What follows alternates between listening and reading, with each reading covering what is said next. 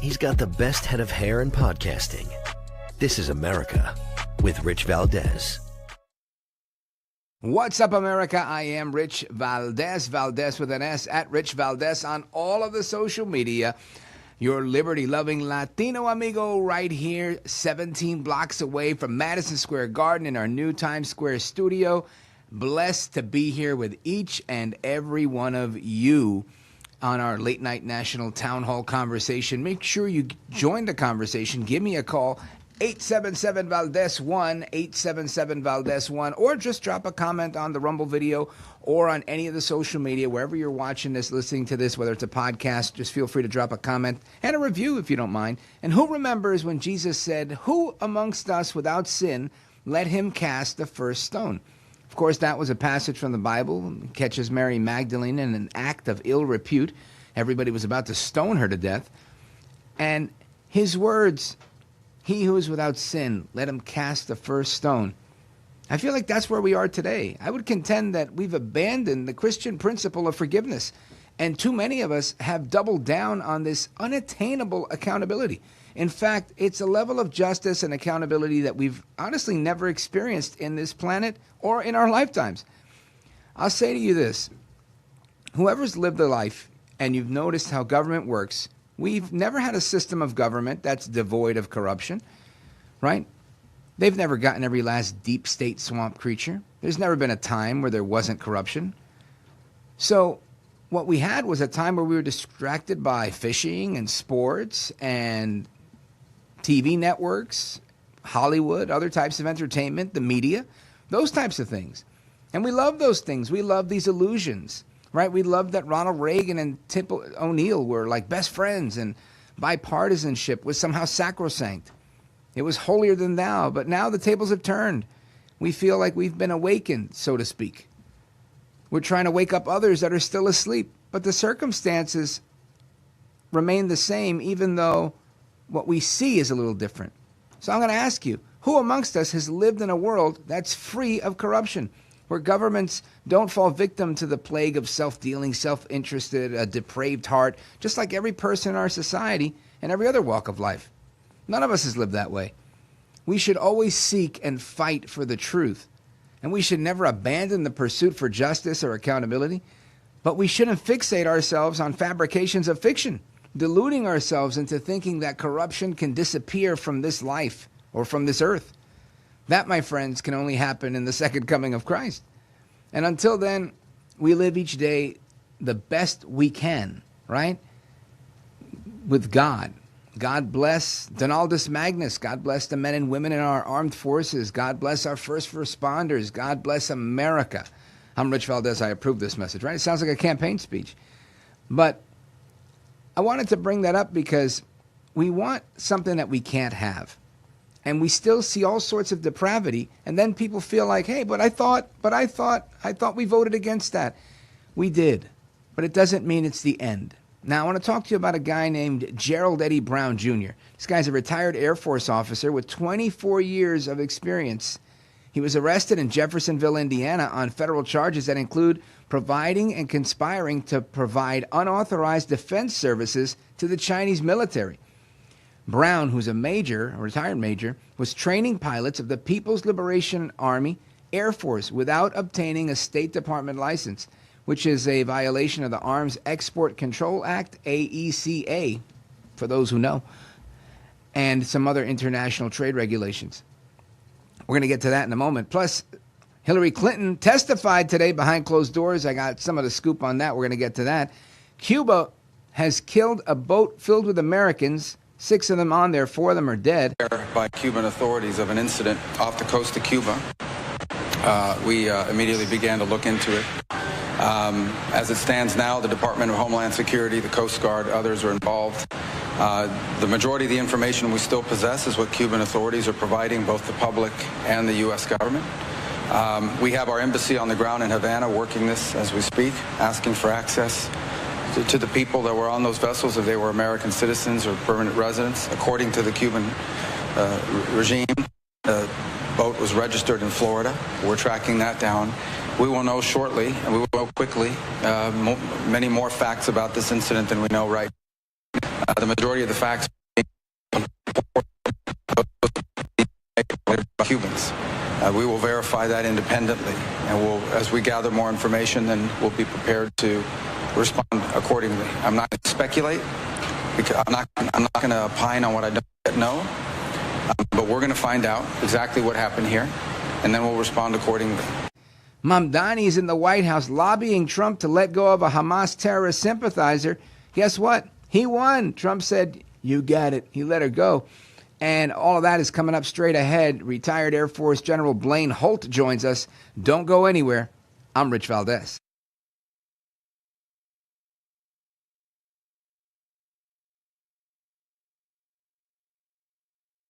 Cuba's government says 4 people on a speedboat registered in the United States have been shot and killed. Cuba's Interior Ministry says the boat was intercepted in Cuban waters. NBC News correspondent George Solis is tracking this one now. George, what more have we learned about this incident?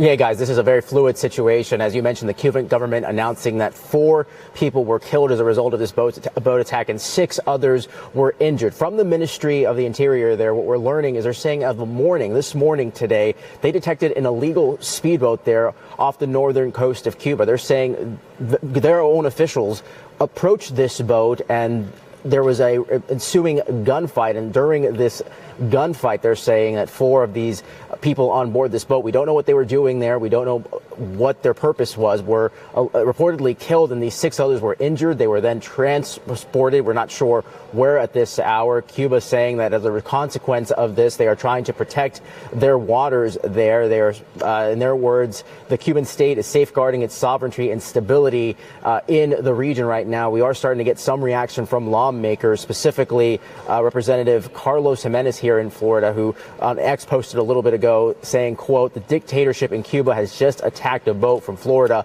and murdered those on board." Those are his words, saying this regime must be regulated to the dustbin of history right now. And of course, we are out to other officials as well to learn more about this incident. We do know, as far as this vessel, it was registered here to Florida.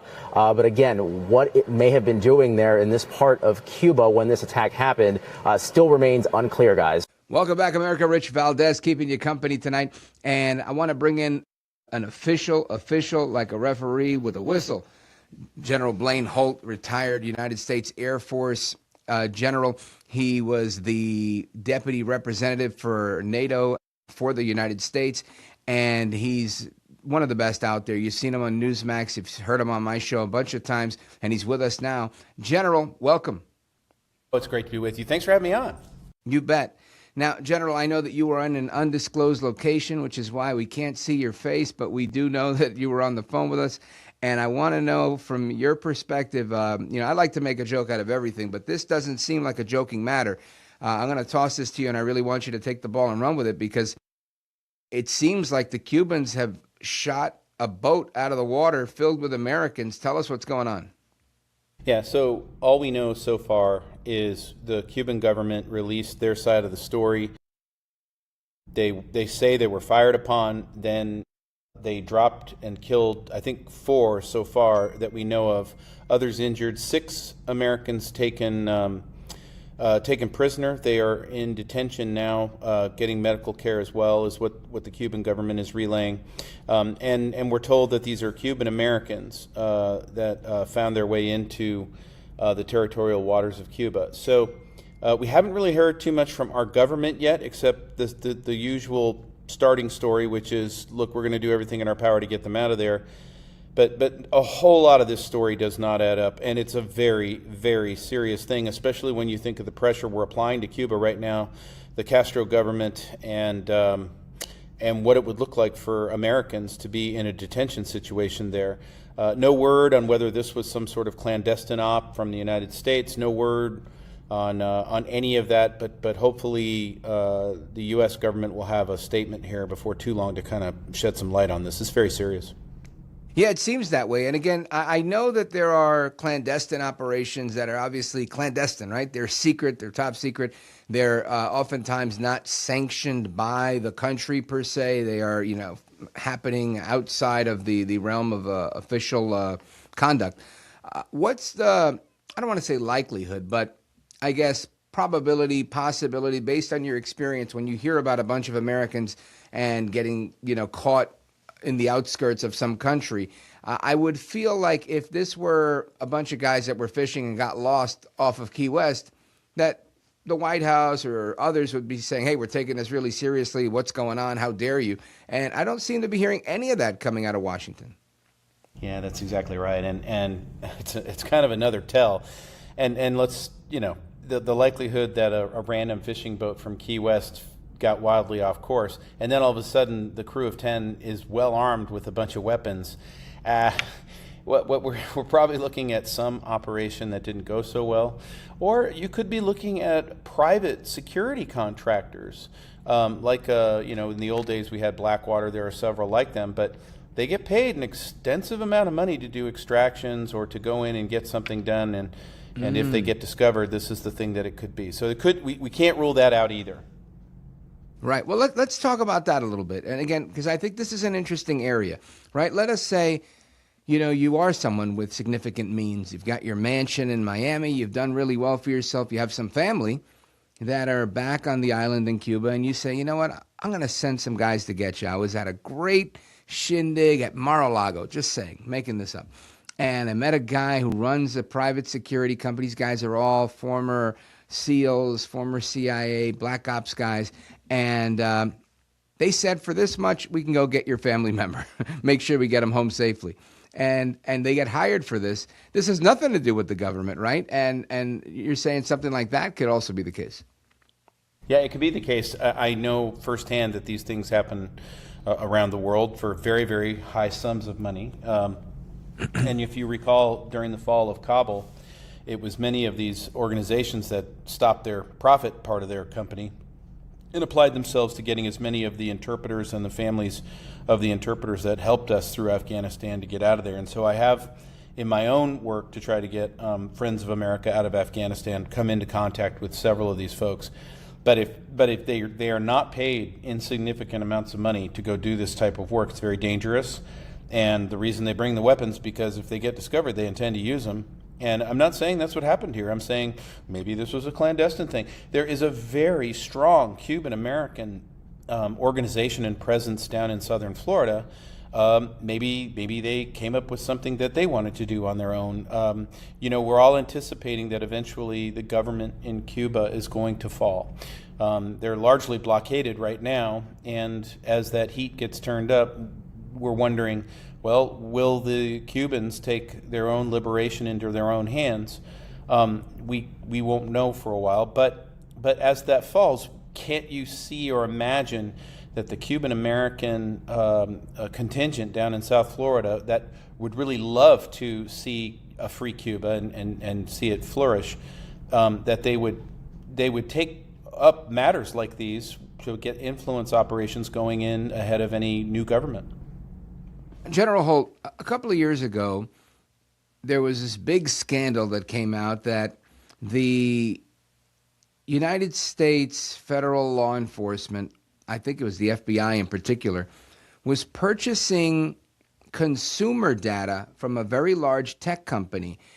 And it was scandalous because this was information the government should not have, but they were able to buy from a private company that could supply it. The company was Twitter, and the government was under Joe Biden. And they were buying geo data and their tracking data on where people were by way of their cell phones. And in effect, the argument was made that this is the federal government, without a warrant, without any legal right, surveilling the American people. And their argument was, no, we were just buying marketing data, just like any other company can do. And right. It was problematic. And I bring all of that up to say, sometimes the government does things this way. I'm not saying this government is doing that, but it's also possible that the government hired these mercenary private security company to do X, Y, and Z. Right. No, you've got it exactly right. It's possible.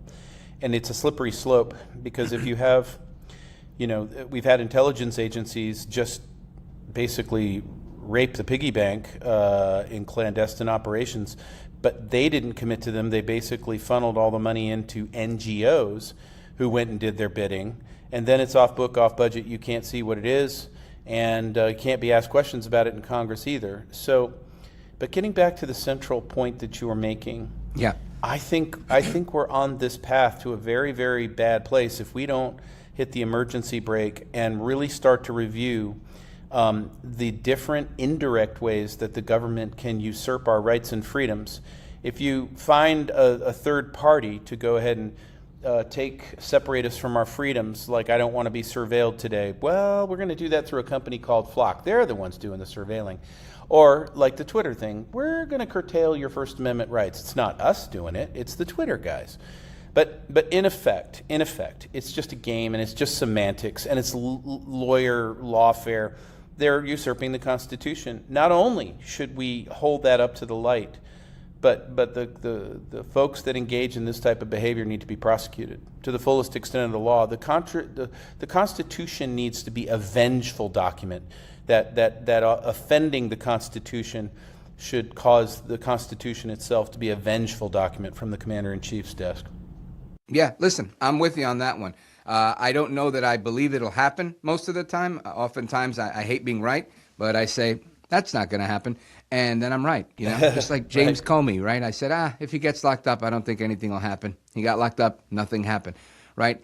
This isn't me rooting for the bad guys. This is me just, while you're out there fighting wars and flying 4,000 or 5,000 hours as an Air Force pilot in general, I've been observing politics from the sidelines and sometimes from the inside. And I've seen how this stuff gets so swampy, and right and wrong really don't exist.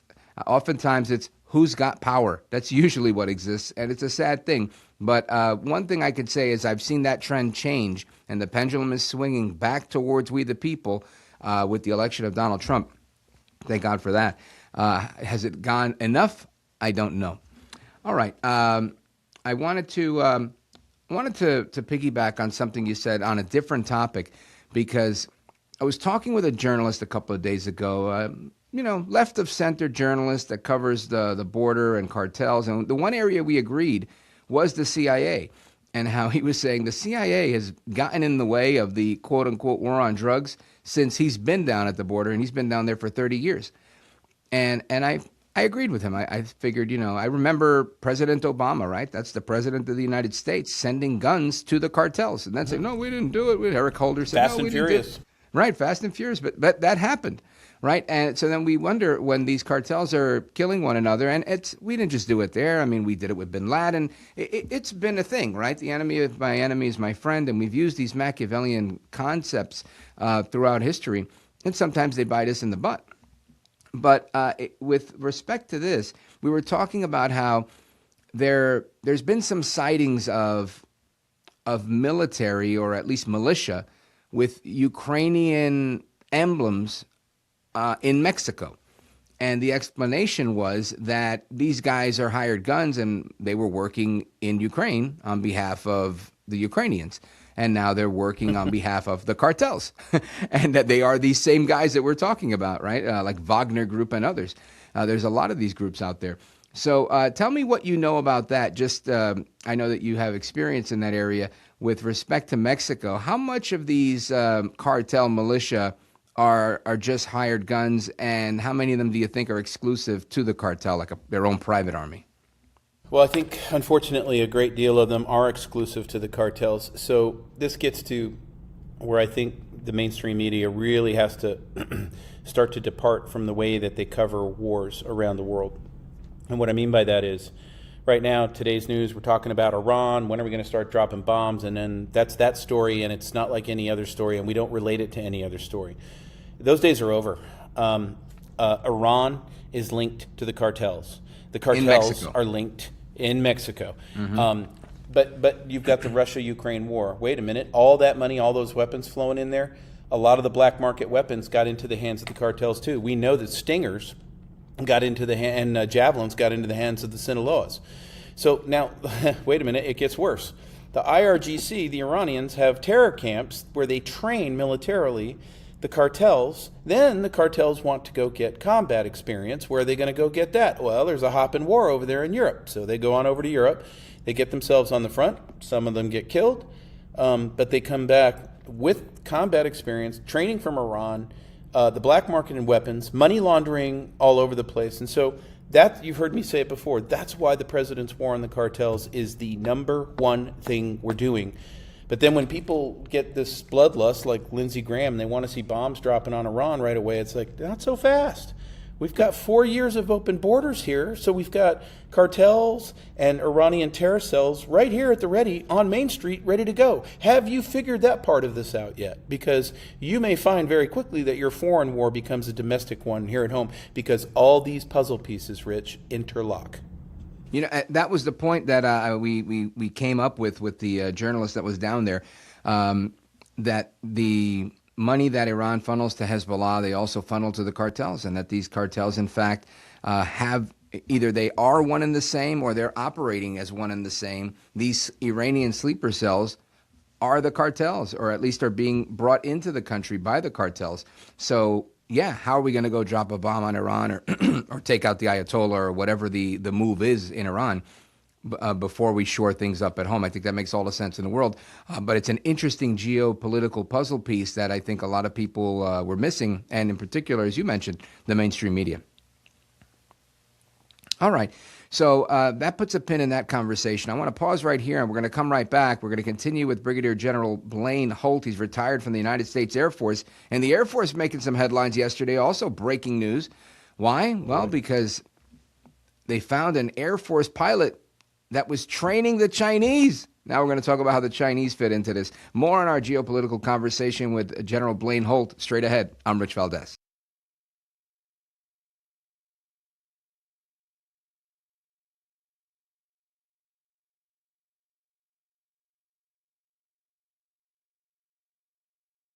And a former U.S. Air Force pilot has been arrested for allegedly providing defense services to the Chinese military.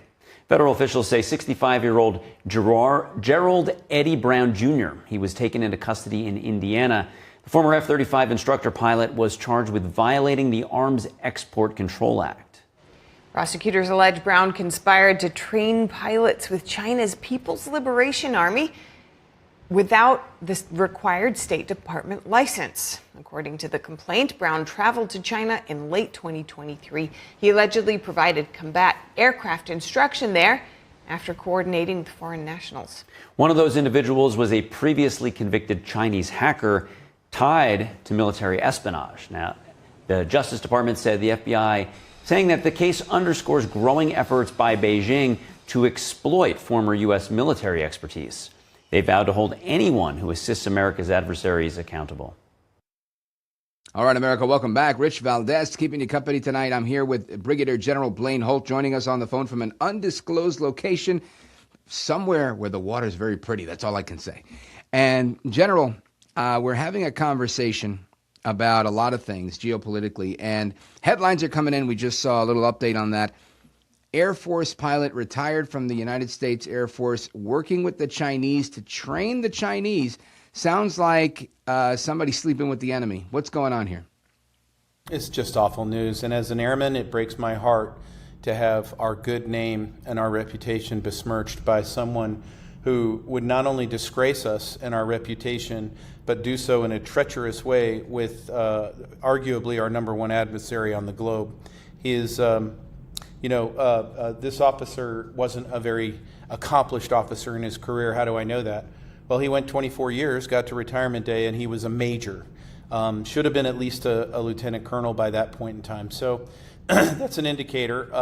Then he goes into flying heavies and cargo ships. Doesn't work out for him. Then he spends his later days, apparently he's 65, flying as a contract simulator instructor in the F-35.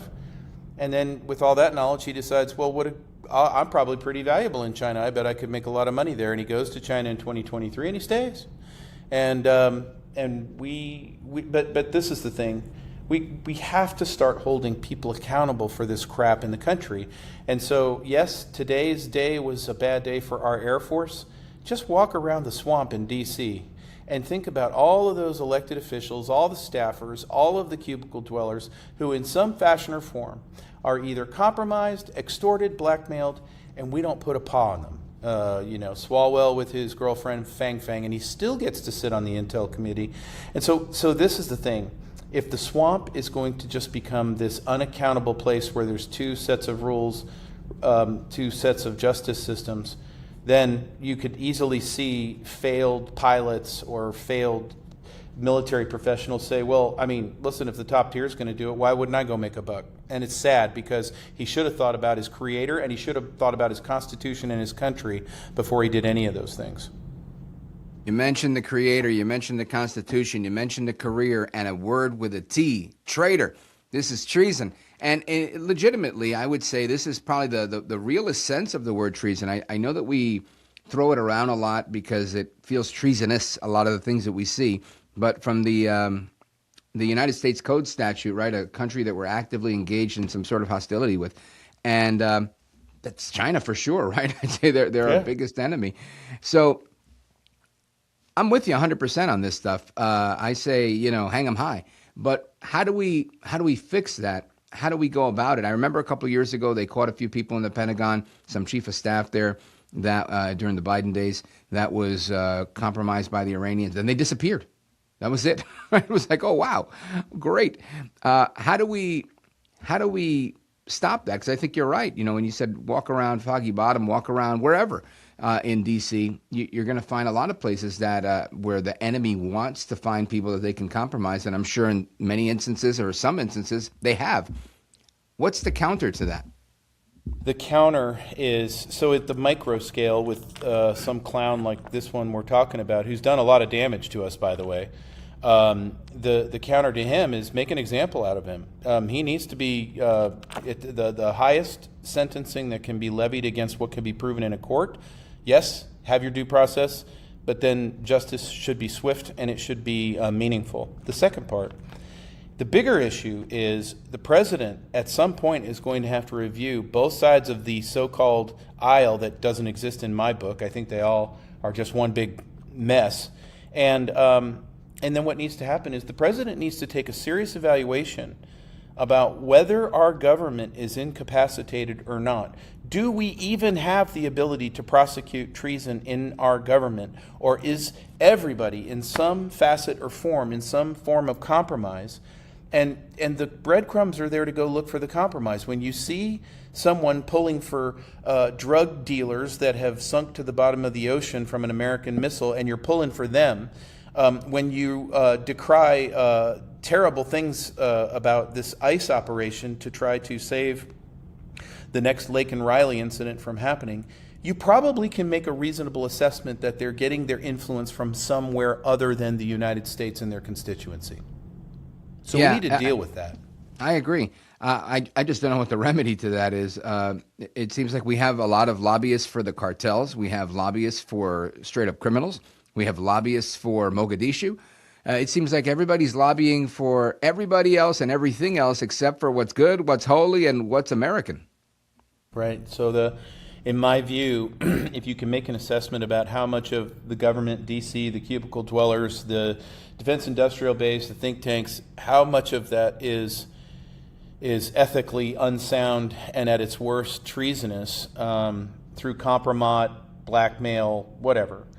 You have to make an assessment about, do we have a standing functional government? Do we have a duly elected government under the Constitution? And if we don't, then I think the president should strongly consider, as tough as the medicine is, strongly consider declaring that the government is incapacitated under the Constitution and bring in the military to hold down the fort while all this stuff gets adjudicated. But we're going to that place. It may sound really incredible right now to even talk this way, but the more Epstein stuff that drops, the more things you can read about people who did terrible things to their country, kids, and trafficking and laundering and all of this stuff on both sides of the aisle, the more you have to ask these very serious questions, and they are serious questions. Sounds like a page out of the QAnon playbook, General. It's crazy stuff. It really is. It's wild to see what's going on. Now, moving forward with this guy, what's the remedy here? Do we get him from China? We got him. What happens to him now? What does the consequence look like? Yeah, I don't know what his physical disposition is right now, whether he's in China or in U.S. hands. Maybe he's in our embassy. Not really quite sure. I guess we're going to find that out in the coming days. But then what will happen is we will bring him back and we will probably try him in a military court. But I will tell you, I'm the weakest person to tell you how they're going to legally maneuver that to get him back on duty, active duty, because he was such a low-ranking officer. So, but he will face justice, and it should be for treason. And what you're going to hear on the TV is all these talking heads going, "Oh, I don't think they can prove treason." Even though in the light of day, here they are training. They already stole our F-35 plans. Good thing that theirs is a real maintenance mess. And so here he is trying to create J-35 pilots as good as F-35 pilots. That's not a harmless thing. And as a major, he was taught better than that, and he did know better. They were able to prove seditious conspiracy for people involved in January 6th. So they did. I'm hoping that they could get some, at a minimum, seditious conspiracy in a criminal court. Okay, so watch this. So when this thing starts to evolve and develop, if we start seeing them take a velvet hammer to this guy, you can bet your bippy that the Chinese government called in a lot of political favors that they are owed in D.C. You can bet that that's the case. What about if they say, all right, we're going to take it easy on this guy. We're going to give him 7 years for whatever, being a bad guy. And you're like, what, 7 years? This guy's Benedict Arnold. And it's not that he's being protected by his spy handlers in Beijing, but that he has given up his spy handlers. And now we have a handle on how they're infiltrating. Is that a possibility? That's a possibility. I'll give you that. That's an absolute possibility. I'm optimistic. I'm always looking for the win. I do love your optimism.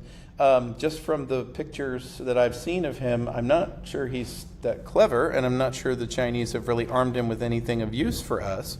But yes, if he has some compelling information, or he brought us back the gonculator that the Chinese uses as a secret weapon in everything, well, then maybe it's okay. I don't know, but I'm gonna tell you that I think he's in a whole lot of trouble. Yeah. General Holt, I always appreciate your time. Politically speaking, and I don't bring you on to get your political take because I have too much respect for you.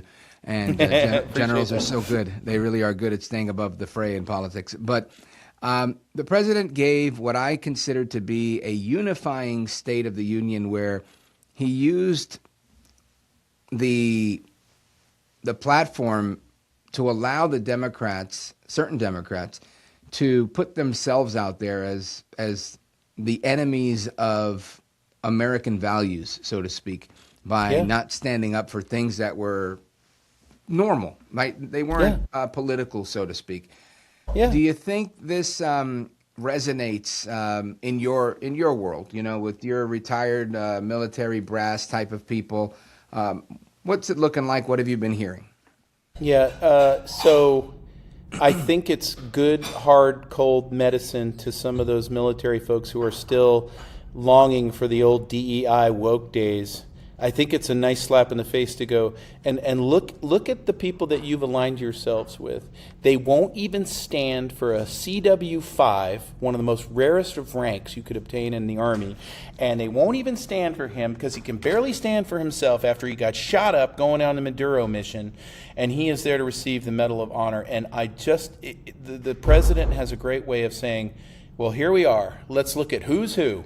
And if you won't stand for this gentleman, if you won't stand for Laken Riley, you won't stand for the angel parents, you're certainly not standing with America, and we can see you. And I hope that there's a lot of these previous wokesters who were drinking that Kool-Aid during the Biden administration, whether they're in uniform or in a suit, doesn't matter, that are going to start seriously considering what side of this am I on? Am I just nothing more than a glorified Bolshevik? Because that's exactly what they are. Sir Edmund Burke often used the quote, used by others, if you stand for nothing, you'll fall for anything. And This is a clear example of that, in my opinion. General, I want you to let everybody know how they can find you, where they can get your commentaries, your podcast, your blog, all of it. So please come to dangerousintellectuals.com. Podcast. We had a great one on Monday. It was with Dr. Emily Brearley. She is the wisest on all things corruption in international aid, and she's such an optimistic person. And then I just wrote an article for Newsmax on why logistics and our fragile logistics systems in the United States could bring us to a very bad place, and we need to look at that. And that's at newsmax.com, and you can always see me there, and I always enjoy my chance to get to talk to you. I appreciate it, brother, more than you know. Check him out on the Newsmax Insiders page. He always has an amazing column there. Check out Dangerous Intellectuals. Give them the handle so they can follow you on that. Yep. If you come to Twitter, you can get me at Danger Thinking, or you can just come to the website, dangerousintellectuals.com, and pick your favorite platform, and then give me some comments. Let me know how we're doing. But we've been having some great discussions. Outstanding, General. You always bring on really good guests that are very thought-provoking. It's very, very stimulating stuff, deep dive, a lot of meat there to chew. So I appreciate your podcast, and thanks for being on this one. Amigos, coming right back. I'm Rich Valdés. He's General Blaine Holt.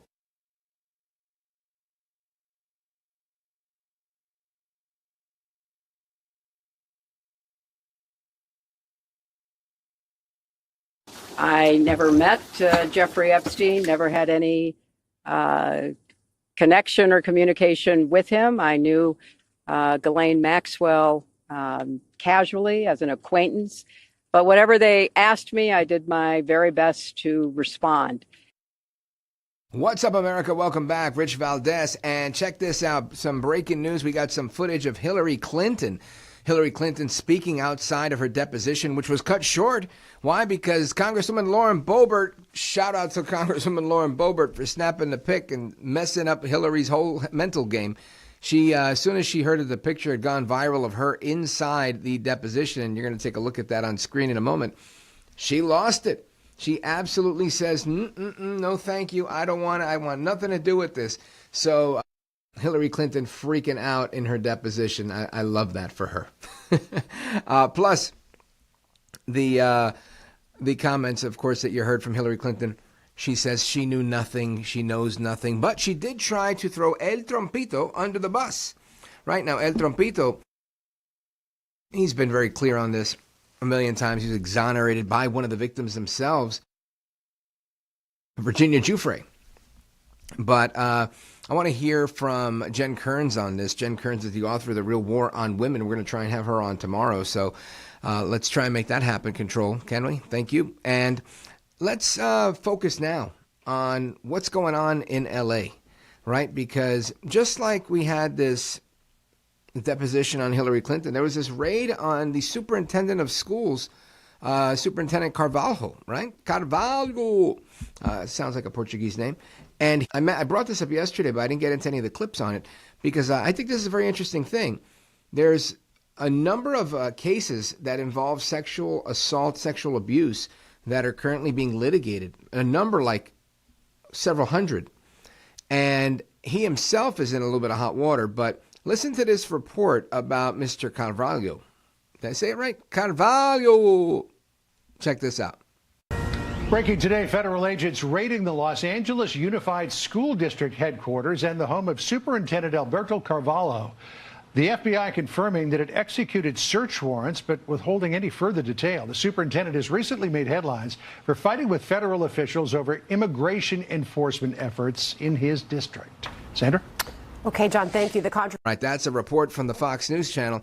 As you can see, they're going after his home. They're going after his home in Florida. They're going after his office. You name it, they're going after him. They all believe that this is because of an AI company that sold the district an AI package that this tool was supposed to help with absenteeism. What it did, I don't know, but apparently it didn't work, and they lost a few $1,000,000. Now the question becomes, what did he have to do it? What did he know, and when did he know it? I think we're going to find out from Mr. Carvalho what the story is on that when he tells us more. But he did have this to say Listen to this. And I want to confess to you, for those of you who may not know, I would be a hypocrite if I did not fight for those who today are facing conditions that over 40 years I faced as an undocumented migrant to this country. I want to repeat that. I would be the biggest hypocrite in the world, regardless of my position today, if today I did not fight for those who find themselves in the same predicament I faced over 40 years ago when I arrived in this country at the age of 17 as an undocumented immigrant. Education made me and saved me. I became a teacher, a principal, a superintendent leading the nation's largest districts, 4 times selected as National Superintendent of the Year. Do not underestimate the power of the immigrant child who may very well become an adult who does well and good by America.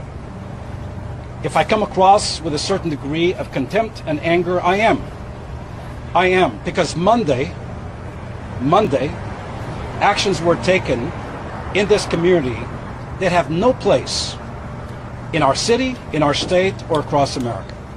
I'm still mystified as to how a first, second, third, fourth, or sixth grader would pose any type of risk to the national security of our nation that would require Homeland Security to deploy its agents to 2 elementary schools.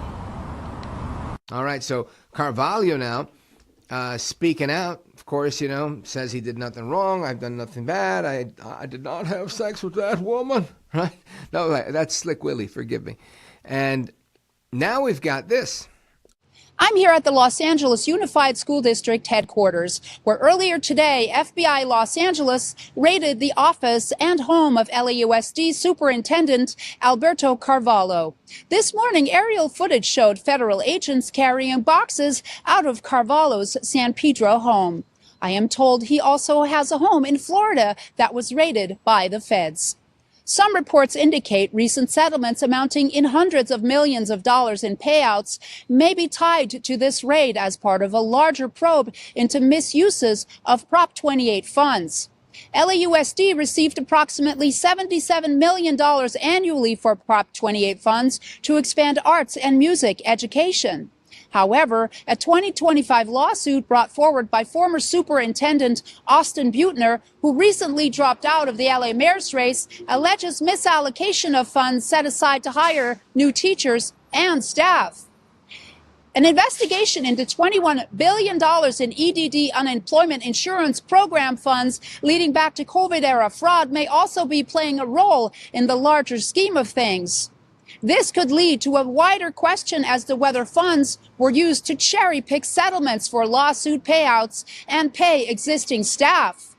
In late November 2024, LAUSD declared itself a sanctuary district, refusing to cooperate with federal immigration enforcement. Los Angeles City Council approved an ordinance that officially makes LA a sanctuary city.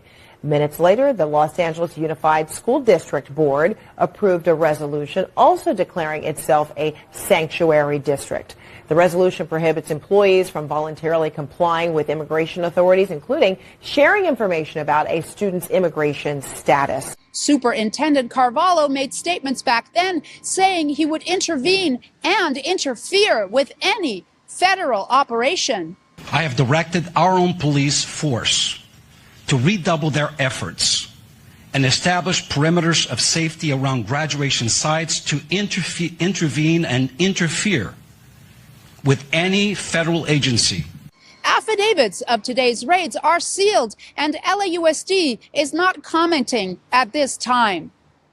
The latest with that. Catherine Herridge, right? Catherine Herridge, she was with CBS News. She was with Fox. She was a storied reporter.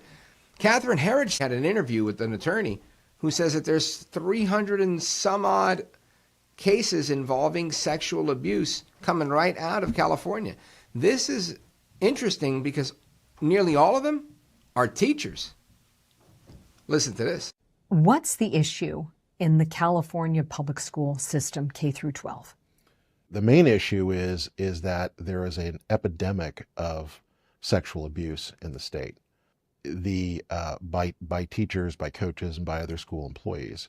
It wasn't until 2012 you could actually file a lawsuit, a civil lawsuit, for damages as a victim of sexual abuse in California.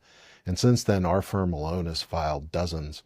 Our firm alone has discovered over 350 or 360 perpetrators, teachers. Wait, 350, 360, just in California. Correct. And we believe there's many, many more. We know there's many more because we certainly don't have all of the cases. Well. Would you look at that? Now, this I find very, very interesting, right? Interesting because it's just wrong, right? What I think is wrong here is Mr. Carvalho. And again, I don't want to make him guilty. I think I always have a disdain for people that work in public. And I work for the government, mind you. And that's why I have this disdain. Because I think, man, I've worked in the private sector. I've built businesses, my own companies. And that is so much harder than getting a government job. Now, does the government job pay you better in the long run? Maybe, for some people. Some people really cash out. Quick aside, when I worked in the state of New Jersey, very interesting stuff. Check this out. In New Jersey, you can work for your 20 years or whatever it is required for your pension. I think you're vested after 10 years. But you work for your 10 years, and then guess what happens? 10 years you work, and what happens is the following. You, up until recently, up until a few years ago, Christie put an end to this, Governor Chris Christie. But at the time, you were able to do your time, do your 20 years, and say, hey, you know what, by the way, in the 20 years I've worked, I have never, ever taken a sick day. And because I haven't taken a sick day, I want you to pay me my pension, a secondary pension that we call a deferred compensation, very similar to a 403B, and a cash payout on unused sick days. Now, mind you, most people aren't able to work for 20 years and not take a sick day, but somehow, miraculously, the people in the best health ever must be all those vaccines and the boosters, because in New Jersey, people were doing it left and right. Everybody was able to take a retirement and say, yeah, I've got $220,000 in sick days. So imagine that. Pension at 65 or 80% or whatever the number was of your pay. And usually your friends help you out along the way so that whatever the highest grade level or rank you can retire at, you retire at that one. Pension. Deferred compensation. It's another retirement plan. It's a secondary retirement plan, like a 403B. Next, cash payout on your sick days, which I'm going to say, I don't even believe all of that. Well, that was a real thing that was going on in New Jersey for every single person that retired from the government. And guess what? The New Jersey Constitution is required to pay out every last bit of what it owes in pension. The Constitution says that it has to pay the pensions. There's a lot of other things on the books that aren't constitutionally protected. Pensions are. So I say all of that to say, I met so many people that were really looking out for their future, and God bless them for it. I'm not begrudging them per se. I'm begrudging a system that creates a dependency on government that is unrealistic in the private sector. It's unrealistic. There isn't another place where you can retire like that, except for maybe being an executive in a larger company, like a golden parachute type of deal. Saying, hey, when I leave here, win, lose, or draw, I'm taking this much. I want this much to be able to leave. And not everybody gets those deals. And it would be a different story if people that worked in government were to say things with humility and say, listen, I know that I get paid way more than anybody would doing the same thing in the private sector. I know that what we have is not even competitive. It blows away anything available in the private sector. I've told people this in the past. I used to work in the state government, and I worked in the private sector prior to that. I went from a job, this was many years ago, but I was making $80,000 a year. It was 2009 or 10 or something like that. Maybe 11. And I was paying $8,800, almost $9,000 a year for my health insurance. That was my contribution. The employer matched whatever they were matching, right? Now, what's fascinating about this to me is you've got me taking a $10,000 pay cut at the time to take a job in the Christie administration. They paid me $70,000. I still made more money. How? Simple. Because I was able to pay 1% of my salary, or 1.5. So I paid $750 for a health benefit package that covered me and the family. And listen to this. It's the only time in my life that I was treated with the utmost respect when I went to visit my doctor. Any doctor I went to, and I gave them my Blue Cross Blue Shield card that said New Jersey State employee on it. No problem, Mr. Valdés, the doctor will see you. I mean, you talk about having a Cadillac healthcare plan. It was fantastic. I mean, you would use it for anything you wanted. Anything you wanted. I know people that work in the union, different unions. I'm not going to say which unions, but some good unions in New York City. Theirs didn't compare to mine. Nothing like the good old government. We got the best gangsters ever.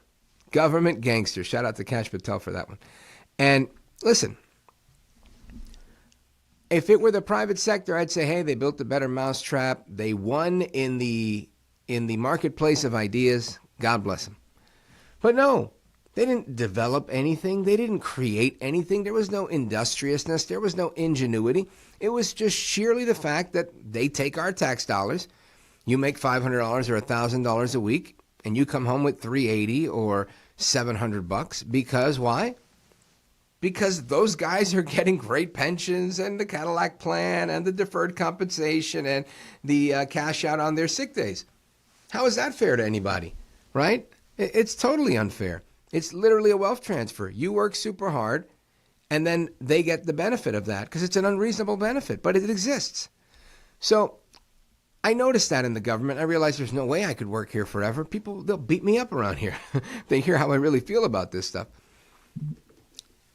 End of the story is, looks like Mr. Carvalho is being investigated, to say the least, because of similar. Right? We don't know what his involvement with this company was. Apparently, this company did the deal. The contract was made. They sold at minimum $3 million. They say the loss could be as big as $6 million. But they want to know where the money went, because apparently the AI that they bought never worked. Now, I can tell you, I sit on a school board now for a public charter school in Jersey City, New Jersey. Shout out to the beloved community charter school, home of the Owls. Go Owls. And I've been there since inception. It's one of my greatest honors. I probably don't hold my weight around there, but I am honored to have my name on a plaque in that building, in the first building that we purchased.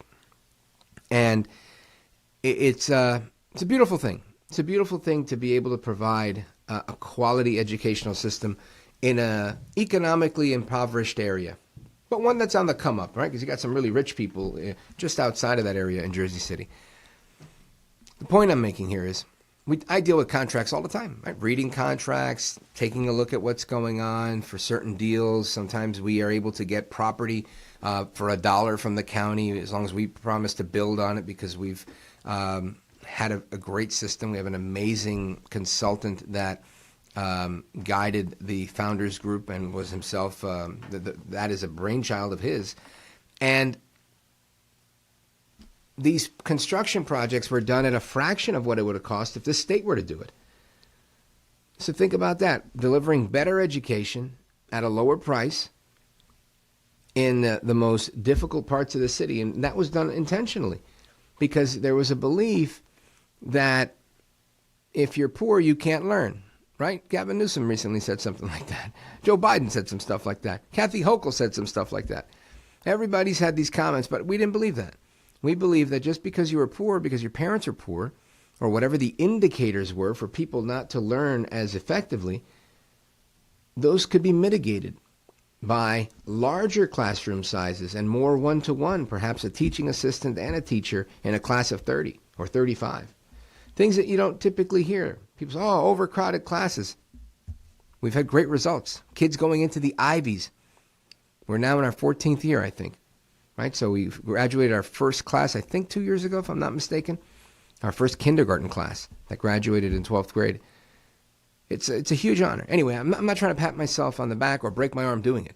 I'm saying this to say that Mr. Carvalho, as the superintendent, he's got to sign, I'm sure, the same stuff I've got to sign that says, if I'm buying 1,000 mugs for the students in this school, you better believe I can't own that company. Because if I own this company, then I can't sell you the mugs, right? Because I stand to make a profit, and that would be a conflict of interest. I can't create a shell company that bottles water and then say, hey, I'm going to sell you some bottled water. And then, oh, well, I'm not on the board, but my wife is.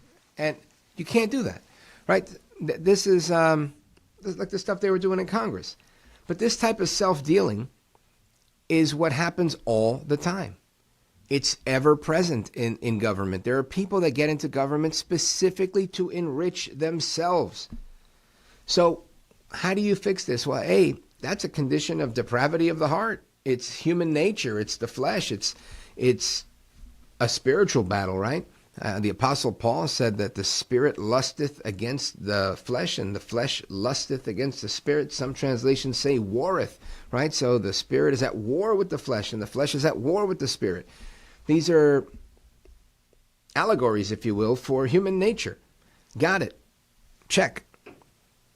You can't fix that by legislating it, right? But you can try and get people to be people of integrity. You can get people in the selection process, one would hope, that will do the right thing. And of course, more than anything, you have to have the safeguards in place. Make sure that 2 or 3 people have to be signatories and that they can't be related. You know, you can't presume that everybody's going to make a deal for kickback somewhere. Now, I'm not imposing guilt on Mr. Carvalho. I'm not. I'm just saying all too often we see these types of problems. And if there is some sort of malfeasance where the FBI is raiding his house in Florida, his house in California, and his office, to be cliche, I'll say where there's smoke, there's fire. I don't want to say that because we've seen what they do with Trump, right? You could say, man, this guy is a guy, 34 felony counts. He was found guilty by a judge of sexual assault, sexual abuse. Right? All of these things would be factually accurate, yet they're all wrong. They're all fake and they're phony and they're fraud. I don't say that because I'm a Trump sycophant. I say that because just factually they're not. These were cases that were fabricated for the purpose of discrediting him, right? I don't see that happening with Mr. Carvalho, at least not yet. I don't see somebody saying, well, I really wanted to be the superintendent and he was in the way, so I told the FBI that he did this and this and that, but it wasn't really like that. I haven't seen that.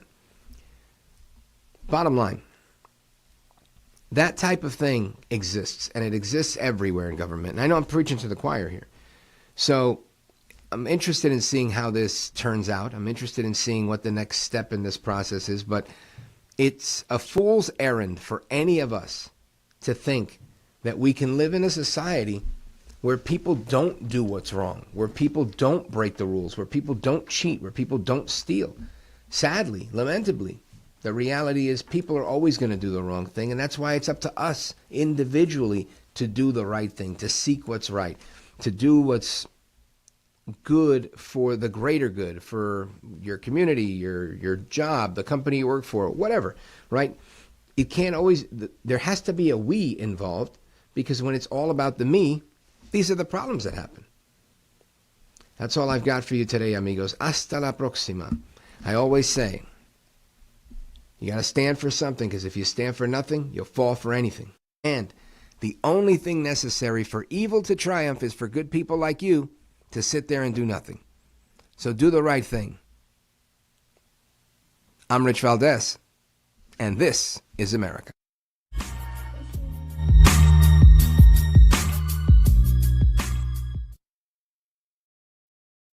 This is America. He's got the best head of hair in podcasting. This is America with Rich Valdés. What's up, America? I am Rich Valdés, Valdés with an S, at Rich Valdés on all of the social media. Welcome to This is America, 17 blocks away from Madison Square Garden here in New York City. Happy and blessed to be here with you. 877-Valdés-1 is our phone number, 877-Valdés-1, if you want to join our late night national town hall conversation. And I want to jump into a few different things tonight. One of the things I want to get to is obviously President Trump facing some challenges in the Supreme Court. Yes, that was a big deal, right? But very big deal with the Supreme Court, because obviously they're hating on El Trompito, Donaldus Magnus, the 45th and 47th president of these United States. So if you want to weigh in on that, it's always a blessing to speak with each and every one of you. Give me a call, 877-Valdés-1, 877-Valdés-1. And, you know, today, we're kind of kicking off the show with some headlines that would really make you wonder if Washington, D.C., a.k.a. the Swamp, actually has like a secret comedy writer on their payroll, because the stuff that comes out of the Swamp is bananas. Anyway, amigos, it's Friday, February 20th, 2026. The news cycle is spinning faster than liberals trying to explain away inflation. And there's still some of that out there, but let's dive in, shall we? Why? Well, because if we don't laugh at this stuff, we will end up mad, very mad, and crying into our cafecito. You know how that goes. Anyway, I want to get into a few different things. First up, we got the Supreme Court. Now, the Supreme Court, I'm no legal scholar, but it seems like they did something political here, right? And whenever they do something political, they go, well, in the name of not being political, we're going to say that we don't want to weigh in on this. Now, they weighed in on it, saying that some aspect of what Trump was doing was outside of his authority, overstepping his emergency powers. Okay. So in this 6-3 decision, they basically told El Trompito, not so fast. But does Trump back down? No way. Right? He turns around and signs a new 10% global tariff faster than you could say trade war. Why? Because he's out there calling these justices fools, and they're a disgrace. And they are. I mean, come on. Even I think the conservative appointees here, they jumped ship on this one. And I don't know why they did, honestly. I think they wanted to have it both ways, like they often do in the court. Or maybe there's something that they want and they weren't getting. But this is a big deal. A big deal in the sense that, it's Trump losing a battle, but he's going to win the war, right? Because presidents have this authority. And, he put it very clearly. And we have the clip, and I want to play it for you, but I'm just not going to play it for you now. And he makes it very clear. Listen, you're saying I can't charge $1 in a tariff, but I can end all commerce with a country, in effect, destroying a country. And he makes a lot of sense. So SCOTUS is full of surprises. Anyway, I want to shift gears. I want to get to something else that's got parents everywhere clutching their pearls. Why? Well, social media addiction. It's hitting the courtroom big time. We've got this landmark trial that's kicking off against big tech giants like Meta and Google, accusing them of deliberately hooking kids on platforms to, mess with their mental health. Ideally is what this case is saying. Mark Zuckerberg is there leading his own defense in many ways, right? He's there with his lawyers testifying, saying that they didn't target anybody under 13. And all I could say is a lot of kids under 13 that I think are definitely targeted. And I'm not saying Meta is responsible for this, but I'm saying this might be an unintended consequence of what happens there. And there's plaintiffs, lining up all over the place in order to get this thing going. So we're going to see how that goes. But for years, these companies denied that it was happening. And I think because they said that it wasn't happening, people became more interested to see if there was an addictive design. Now, I'm going to say this. I hope there's something that I can do to get you addicted to my show. I would love that, right? So whatever it is they did, kudos to them, right? I don't think there's something wrong with trying to get your customers addicted to what you do. There's something wrong in trying to harm people. And I don't know if there's a harm. And I guess that's what they're trying to say, that somehow the social media addiction equates to a harm. I don't know. I really don't know. This sounds like a tough one to me. We have to make sure the kids are safe, but I don't know that comes at the expense of a social media company. I think parents have a role in this, and parents have to, step up. But maybe there's more to this than I know about, so we'll bring in some guests this week to really talk about it. Over the next few days, we're going to talk about a lot of things, lots of different topics. I want to talk about Iran.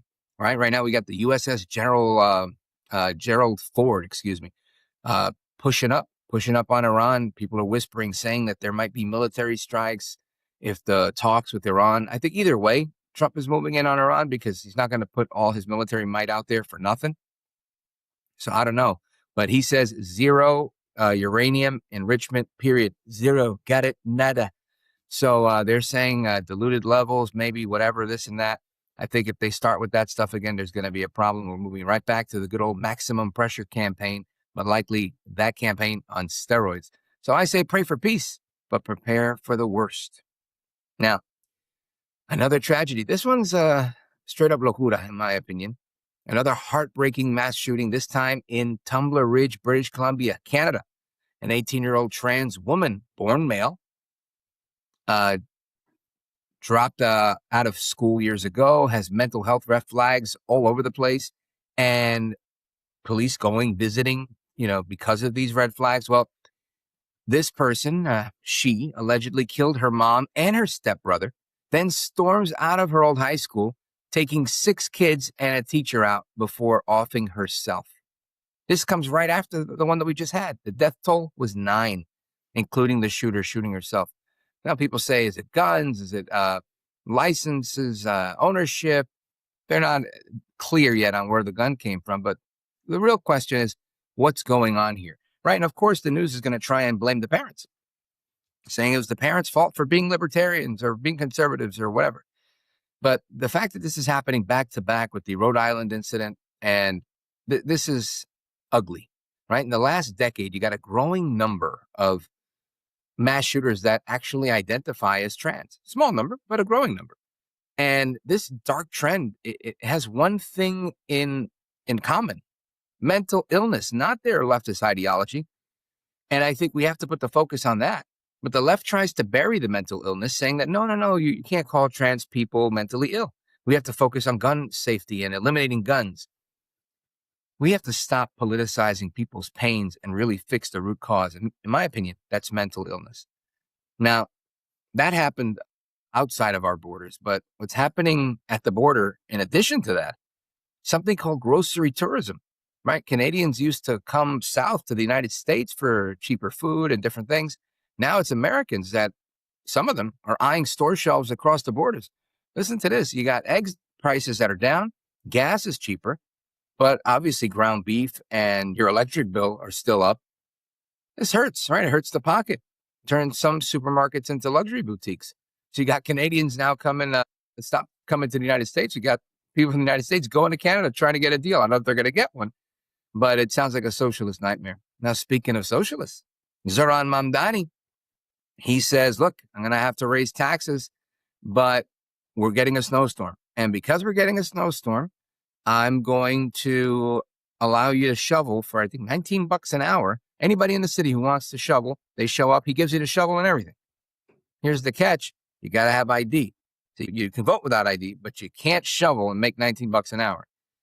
So I think that's kind of crazy. It's the height of hypocrisy from Democrats and Zoran Mamdani that they're willing to pay you $19 an hour. Mind you, you need 2 forms of ID, 2 photos, and your social security card. Voter ID? Nah, don't worry about that. They say that's suppression, right? Now they're suppressing, I guess if you don't have ID, they're suppressing the $19 an hour, right? It's like Jim Crow all over again. We'll call it Jim Snow 2.0. Anyway, we'll see what happens with the snowstorm and all that that's expected over the weekend. And the idea that you don't need ID to vote, but you do need ID to shovel is, quite frankly, it's crazy to me. It's ridiculous. But I want to give you an update on something I talked about a while back that Kash Patel, FBI director, was talking about.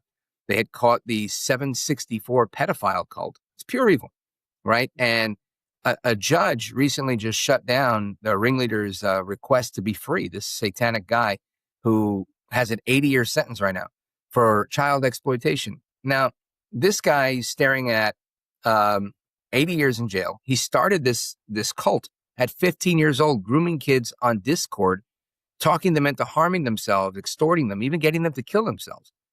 He's dealt with Nazism, devil worship, all sorts of crazy stuff. So the feds are cracking down. They've arrested people in the U.S. and abroad. That's how big this network has got. but it's still lurking online. And it's not just abuse. It's straight up terrorism aimed at collapsing society. So kudos to the DOJ and Kash Patel for getting these monsters behind bars and continuing to purge this poison from our society, because this is what's hurting America when you go after our kids. That's the future. Anyway, a lot of stuff, right? That's just the tip of the iceberg. We got a lot going on. I want to tease this grocery tourism thing. I want to talk about that. And we're going to do a little more, maybe not today, but in the coming days, we're going to do about a little section on that.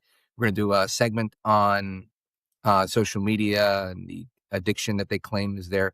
We're going to talk about Mamdani and his double standard on taxes, saying, I'm not going to do this. It's Kathy Hochul. She's the one that's going to raise your taxes. And more on the 764 pedophile creeps. That stuff is nuts. And a lot more. Because why? Because you, my amigos, my familia, America, you guys deserve the truth. Unfiltered, unafraid, unapologetic, just the truth. And I'm going to give it to you the only way I know how to do it. Plus, I'm going to take some of your calls. 877 Valdés 1 is the phone number. We're going to break it all down. Plus, there is so much more to come straight ahead. I've got the founder of the Florida Institute for Neural Discovery, psychotherapist Dr. Vince Callahan, is joining us next to discuss his new book, Freedom to Thrive. And he's going to explain to us what the neurobiology of hope looks like as well. So keep it locked right here. Don't go anywhere. I'm Rich Valdés.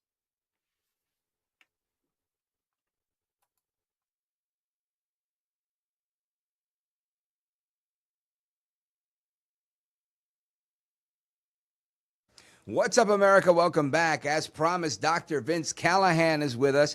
Dr. Vince Callahan is one of my all-time favorites on this program because he's able to handle so many things, not only adeptly, but truly with a heart of compassion, which is you don't always see in the paraclete counselors that are out there. Dr. Vince is not only a practitioner, but he's a scholar as well, writing numerous books, including one that's coming up on a very interesting topic of the neurobiology of hope. Can't wait to hear about that. We'll talk about that in the second segment. But right now, I want to talk about something that's been digging at me, and that is family separation. People that say, I don't want to talk to my parents anymore. I don't like my brother anymore. I don't like my family anymore because of whatever. It could be because of Trump. That's the latest one. But it could be whatever. My parents didn't raise me right. They didn't teach me this. They didn't teach me that. Whatever the reason is, people seem to be cutting off their parents left and right. I want to get to the bottom of that with Dr. Vince Callahan. He's also got a book on menopause coming out in March.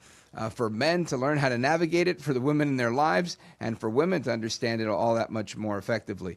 Dr. Vince Callahan, welcome, sir. Thank you so much for having me. I love your show, and I just appreciate being on with you. Oh, you bet. Thank you. You're very kind. And Dr. Vince, I talked about this 2 months ago or 6 weeks ago on the podcast. I was scrolling through Instagram as I do for my show prep, and I saw this very interesting video from Oprah Winfrey, of all people, and she had a number of psychotherapists on that were talking about the importance or non-importance of tossing your family to the side, getting rid of your loved ones if you don't like them, blaming them for something. And there were 3 different takes on it, and it was just fascinating to me that people were actually going no contact on their family. Dr. Vince. Well, I can speak to this personally because I have a son who is almost 40, and about 8 years ago, he decided he didn't want me to be his dad any longer. And we didn't have an argument. We didn't have a fight. There was nothing that I knew of relationally wrong. He just made that decision. And it's heartbreaking when that happens because you don't know what to do. And, I've heard the sides of, well, sometimes if the parent is mentally ill, it's a good thing to distinguish yourself and pull away because you don't want that mental illness in your life. Well, I'm not mentally ill, so I don't know where that logic would come from. But just the fact that people or it's a trend where people are saying, well, I don't want to be part of my family because I want to live my own life and develop my own truth. And that's just not good for us because we are made for relationships. We are made to be relational people, and we're made to connect, and we're made to go through struggles together. That's what makes us a family. It's is doing the good things and doing the bad things together and working through those issues.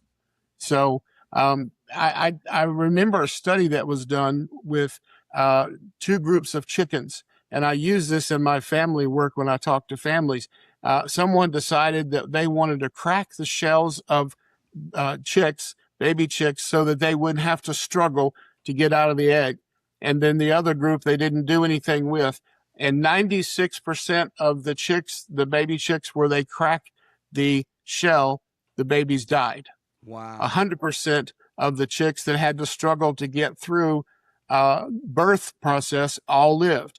And they formulated that people need a struggle in life to achieve life. And when you give everything to your kids and when there's no struggle whatsoever and it's disconnected, they usually have a higher divorce rate, higher drug addiction rate, broken relationships. Their life just doesn't work. They can't get it together because there's not that struggle within that family. Wow. Well, as a follow-up to what you were just talking about your own son that's going to be 40 years old doing this very thing to you, is this an example of the struggle you're talking about, right? Is this an example of going through? Yes. Well, it's more productive in our lives when we stay in the moment, so to speak, and we work through those struggles. Because when we don't, we just get spoiled. We get entitled, because I shouldn't have to do that, and I don't deserve this, and I shouldn't have to go through that process. Woe is me. Oh, woe is me. That's right. And it's all about me, me instead of us. And we're made to be us people. We're not made to be a me society. And we see in our society what's happening with a fatherless society. We see people out there doing some really stupid things because there's nobody telling them this is wrong and you shouldn't be doing it. Dr. Vince Callahan, the author of many books. He is the founder of FIND Florida, the Florida Institute for Neural Discovery. Make sure you check him out online. Give him a follow as well. And Dr. Vince, this is a fascinating premise to me. And I didn't know ahead of time that you had your own experience with your own son like that. And I can tell you, I had an argument with my daughter not that long ago, and it was a similar topic. I was saying life is so much better when you're in cruise control, when the struggle is gone. And she was arguing adamantly, no, you need the struggle. The struggle is so important. And I was saying, for what? If I could guide you and tell you and help save you some of the time and some of the scrapes that I had to get on my knee, how does that not help you? And honestly, at the moment, during the moment, I thought maybe I'm just being hard-headed and, she's being hard-headed and we're just being stubborn together. And that likely was true. But there was also, a time of reflection afterwards where I said, there is a value in struggle because I had a whole bunch of it coming up. And that's where I learned so much of the grit that I have. It's because of the struggle. And if you don't have it, then you're kind of robbing your kid, like you talked about earlier, of those skills, or the baby chicks with the cracks, the pre-cracked shell. It puts you at a disadvantage. Absolutely. And not to side with your daughter, but she's right. Because she's saying we need the struggles to be who we are. And look at you. Look at the success that you have and look at where you are in life. And you wouldn't be there if you didn't struggle and fight to get there. That's 100% true. One of the greatest lessons my father, he didn't teach me a lot of lessons, but one of the greatest ones he taught me was when I went to college. I had earned enough money to pay for my first semester, and I paid for my own college. But during that semester, I got a letter from my dad and mom, and there was a check for $25. And the letter said, "Congratulations on being in college. You're the first of the family. By the way, we can't help you stay in college. So if you need a bus ticket home, here's the $25 to get you home, or you can find a way to stay in college." I went to the financial aid office. I found a way to clean toilets and do work and stay in school and pay for my own school. Now, at the time, I was so angry. But you know what? I look back, and that was probably one of the greatest struggles of my life. Yeah, you look back, now you have a doctorate degree. You're a big, famous scholar, practitioner. Like Yes. Yes, and I was the kid in high school that you wouldn't think would ever make it to the doctoral level. But, God has a plan, and it's pretty cool when you get there. It's like getting a gold medal in the Olympics. You struggle and you struggle and you struggle, then you finally get there. And so I'm grateful for the education that I do have. Yeah, amen to that. Amigos, again, we're on with Dr. Vince Callahan, and he's got a book coming out on menopause. Talk to us about this book on menopause. What's it called, and what inspired you to write a book about menopause? And I'm just going to preface this with saying I once worked for a private school that did medical training, and the head of the medical assisting department, Dr. Epstein was his name, nice guy. I remember him explaining once about menopause to me, and explaining that he said, in his practice, he said, if a woman comes in and tells me that she's going through menopause and the symptoms, he said, there are many of those symptoms that literally clinically mimic depression, anxiety, all sorts of mental illness. And he said it's not something where you can just go, oh, it's just a bunch of hot flashes. He said it's a lot more than that. It's a pretty complicated thing, and you got to treat it as a serious thing. And that was when I learned that it wasn't just women are freaking out, because I was a young man and I was just, they were having a bad day and they got hot. It's beyond that. So that's my rudimentary understanding of this. Talk to me about why you decided to write this book. Well, I wrote the first book, as you know, we've talked about on your radio show, Freedom to Change, Understanding and Reshaping the Stressed Brain. That's my pet peeve. I love talking about stress in the brain. But the second book came about, a doctor friend of mine approached me and said, I need to write a book, but I need you to do it because I love how you write. And so I started digging into the whole, thank you. I started digging into the subject of menopause. Found out that only 5% of doctors are actually trained in how to treat women who are in perimenopause or menopause. I've also learned the importance of estrogen depletion and how hormone replacement therapy can change a woman's life totally. But what I really found out was that men don't have a clue how to navigate this with their wives or their spouses or partners. They don't know what to do when the mental health symptoms show up. And that's related to estrogen depletion. So the book is called Freedom to Thrive, Navigating Menopause Journey. It'll be out by Kindle Hunt Publishers in mid-March. And then if you don't mind, I'll promote the third book, which I'm really excited about. This one's coming out in the fall. It's called I Have a Tricycle, and it's on the neurobiology of hope. And so I wanted to write a book of what happens in your brain when you're actually feeling hope. And this came about by my little granddaughter. We bought her a tricycle, and she was riding it through our house. And we would ask her, do you need something to eat or something to drink? And she'd say, I have a tricycle. I have a tricycle. So we adopted the fact that when you've got something positive happening in your life, we call it I Have a Tricycle. And so that neurobiology of hope is going to be a really great book, motivational book to help people really understand why they need hope and why they need to release forgiveness to people that have hurt them. Let's pause right there, because I want to dig into forgiveness and hope and all that stuff, because I think these are the things that are the crux of so many people's problems. And they're, I'm going to say simple, not easy to deal with, but simple in nature. So, amigos, we're coming right back with Dr. Vince Callahan. He's the founder of the Florida Institute for Neural Discovery. He's the author of 2 upcoming books this year. I Have a Tricycle, which is a book on the neurobiology of hope, and this a book called Freedom to Thrive. And I'm looking forward to both of them. I don't think I have to navigate too much menopause right now, but you got to have that stuff in your hip pocket for when it comes around. Right. Keep it locked right here. It's Rich Valdés. We're coming right back.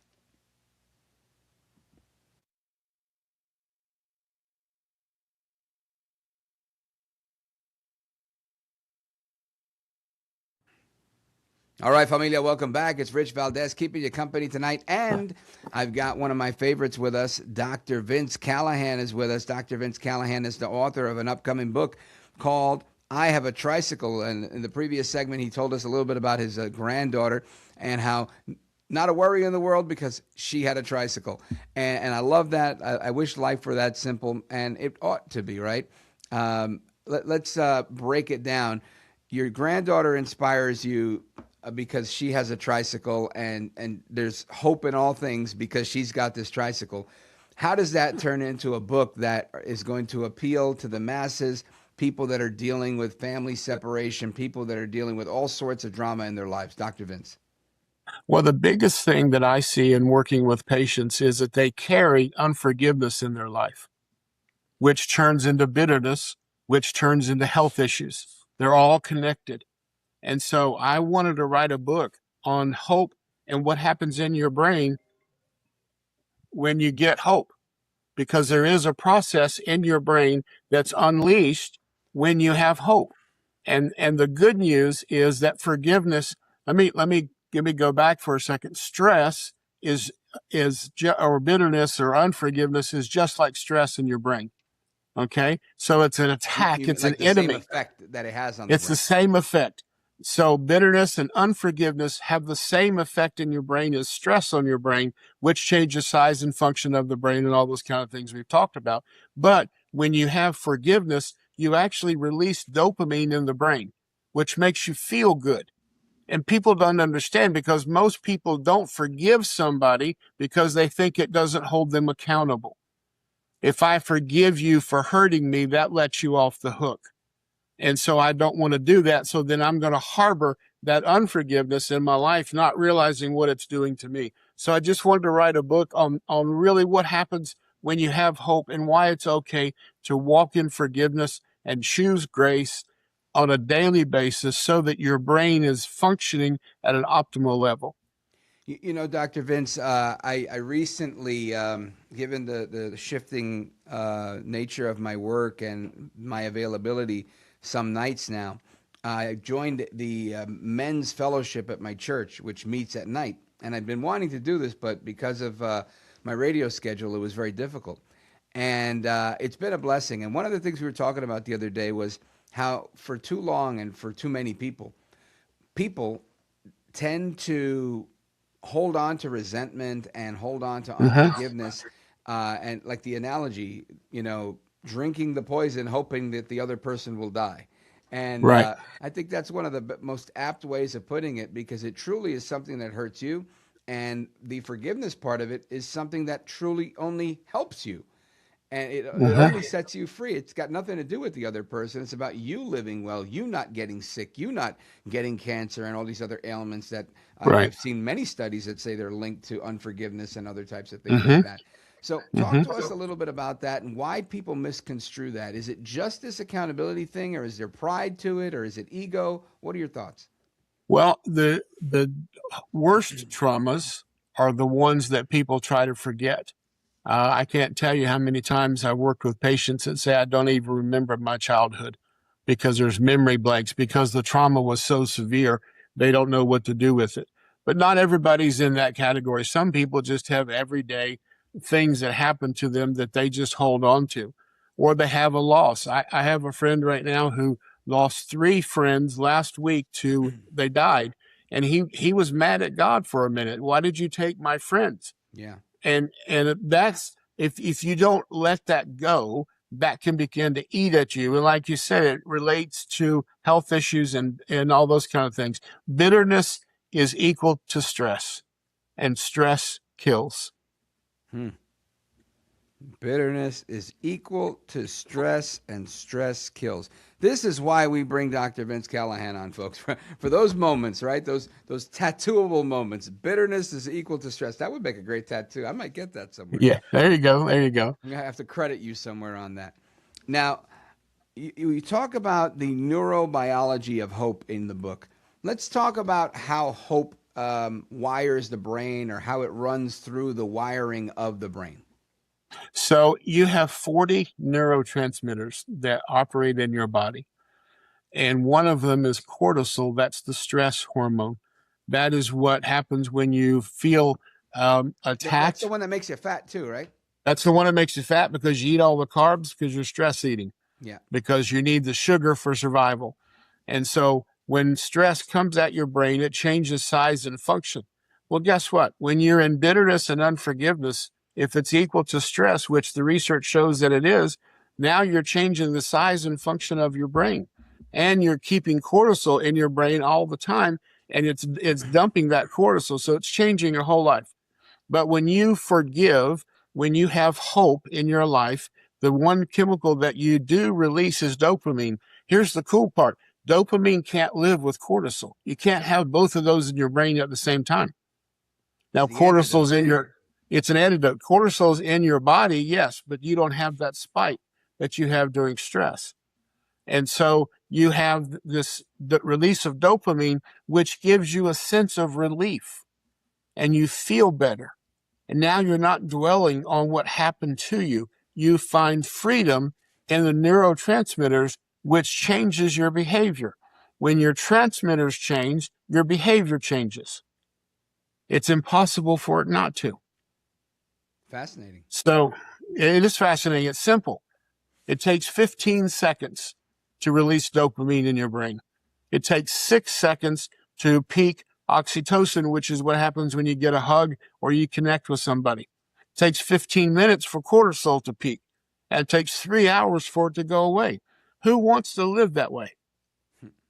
So the neurobiology of hope is about very simply changing what's going on in your brain and letting the natural dopamine and oxytocin be what you're addicted to instead of addicted to unforgiveness. Outstanding. Folks, again, check out Dr. Vince Callahan's website, find-fl.org, findfl.org, Florida Institute for Neural Discovery, or you can check out drvince.com. He's got an amazing website, lots of wonderful books.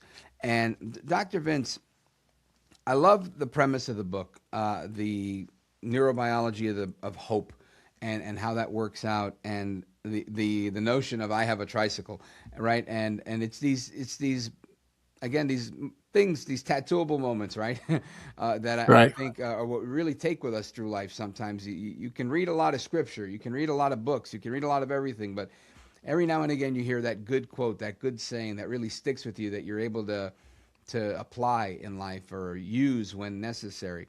And I think these are some of those things, right? I doubt I'll ever forget the saying, I have a tricycle, right? I'm pretty sure I'll say it a few times myself, and people won't know what I'm talking about unless they know what we're talking about. And it's these things that I think make a difference. So in keeping with that line of inquiry, that line of thinking, what's your advice for somebody that says, back to topic one, they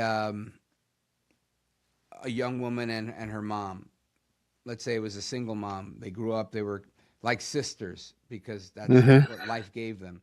But now that, they live, they're big and they're adulting, they're at each other's throats. They don't get along. The relationship, the mother-daughter relationship, they're realizing it was never there, right? Or the father-son relationship that was never there. Dad was in jail and now he's back and he wants to have a relationship. And these estranged families, and I see so many of them. I feel like this is epidemic is the word I'm going to use. I'm seeing it more now than I've ever seen it before. There was always people, we haven't seen so-and-so. Now I feel like every family has a black sheep. Every family has a person in the family that's like, oh, they're not our family anymore. They divorced us. They cut us off. Right. How do we apply the principles of having a tricycle or even having the freedom to thrive in this family estrangement situation? Well, I think it boils down to having the conversation that you've been avoiding. And in that conversation, I mean, man up or you're both adults. Let's figure out how to at least have a conversation. And in that conversation, there's two very simple questions to ask. What's the issue and what do you need? And I think the parent should take that role to simply say to their child, their adult child, look, you know what? I love you. I know that you've decided to be estranged from me, but I would really love to figure out how to recreate this connection. So I'm going to ask you very simply, what's the issue? What did I do? What's the issue? What do we need to resolve? And then when you talk about that a little bit, then the next question is, well, what do you need from me? What do you need to make this relationship work? And listen to what that adult child says. Don't defend it. Don't push it away. Don't say, no, that's not real. That's not right. It's in your own weird thinking. Don't do any of that stuff. Just simply ask, what do you need? And then listen to their heart for what they need. And that's the beginning of healing. You know, Dr. Vince Callahan, as I'm listening to you, I'm super thankful that I argue with my kids because I'm a pretty passionate guy, but we have a good relationship and they take my calls and we still talk.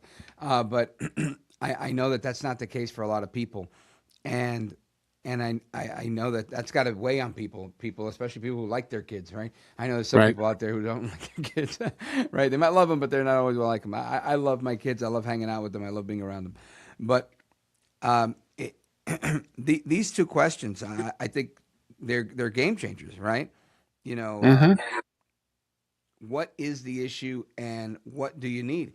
Because I think oftentimes these are deep rooted things, right? When I've talked to people who tell me they don't talk to their parents, and the reason I guess this comes to me is because I've been without parents since I'm 39 years old. And so I'm that guy that's like a traffic cop. You know, if you start bad mouthing your parents in my presence, you're quickly going to get a lecture from me, a loving one, but I'm going to tell you about why you need to make good with your family because I don't have parents that I can fight with anymore. And, and you know, and I tell them, you treasure your time with them. It goes away quick, blah, blah, blah. So when we get into these things, they're like, oh, but you don't know what my parents did, or you don't know, what my mom did or what my dad did or whatever. And when I start to hear those things, being in my shoes, it's very easy for me to always almost write off what they're saying because I'm just like, how bad could it be? Right. I don't have them anymore. I would love to fight with my parents right now. Sure. Absolutely. So, you know, I realize that sometimes maybe I'm not being understanding enough, but some of the things that I'm told, they didn't prepare them well for life. The egg scenario we're talking about, the chicks in the shells. They felt like they gave them too much, and now they're losers. And they're like, I don't know how to survive in life because they didn't let me develop that grit. Overprotection, same thing. I didn't develop street smarts because they sheltered my life. Sibling rivalry. They were always doing for my sister, or my sister was a drug addict, or my brother was special needs, and some sort of jealousy. These seem like the right questions, but I don't know that they're willing to take the bait. Give us more context on getting to the issue and asking them what they need. Well, I think, first of all, I'm going to tell you to go to a neutral setting, because if you go somewhere in public to sit down, you're going to argue less, you're going to raise your voice less. So kind of let's go to a restaurant and let's have a conversation. Witnesses. Right. Witnesses. Absolutely. Absolutely. But I'm a big fan of, and I use this with couples and I use it with families. Everything breaks down into two simple things. There is an issue and there's a need. Okay. Those two, when you solve those two things, you solved it all. And the one thing that parents typically do when they start trying to have this conversation with their adult child is that they get defensive of, well, are you saying I wasn't a good parent? Are you saying that I didn't do right? And so they get that defensive wall up. And now the child, we'll call it a child, but the adult child sees those walls and they say, well, just forget it. It's over. I'm not going to take the time. So one of the things that I try and train my parents to do is, look, don't take this personally. Yeah. Don't look at what you didn't do. Focus on what you're trying to restore in the relationship. Okay? Because restoration is more important than rehashing the past. The past is over. The past is over. It happened. You did what you did. They did what they did. It's over. But now let's put a pin in it. And the left of the pin is the past and the right of the pin is the future. Let's focus on the future. What's the issue and what's the need? And let's work to resolve that and let the walls come down and let the defensiveness go away and just figure out how to talk heart to heart. The emotional connection is so important in a family. Learn to connect the hearts together and get rid of your own issues before you go into that conversation with that adult child. Excellent advice. Dr. Vince Callahan, you are a gentleman, a scholar, and a patriot. Let everybody know where to find you, where they go to get these books. Is there a pre-order website? What do they got to do? Let them know. Well, I'm going to be talking with the publisher about a pre-order website, and that'll be getting ready to set up. Like I said, book number 2 will be out in mid-March. It'll be in Barnes & Noble and Amazon and all those kind of things. The tricycle book will come out early fall, late summer. And before then, we'll have a website set up where you can go to and put something out there for the folks to start doing it. And when we get closer, maybe you and I can do another show and say, here it is, and we're ready to go. They can always reach me at drvincecallahan.com. That's our clinical website. So we really have 2 websites right now. One is drvincecallahan.com, which is if they want me or to book me to speak or to book an appointment with me, that's how that's set up. And then the findflorida.com is the educational website where we've got the books. Both websites have the first book on them you can get, and we'll start doing pre-orders on the others here pretty quickly. Outstanding. Dr. Vince, I appreciate you, brother. Godspeed to you. Amigos, we're coming right back. Some of your thoughts, your calls, your opinions, and everything else that's up here that I've got to download before this week ends. Don't go anywhere. I'm Rich Valdés.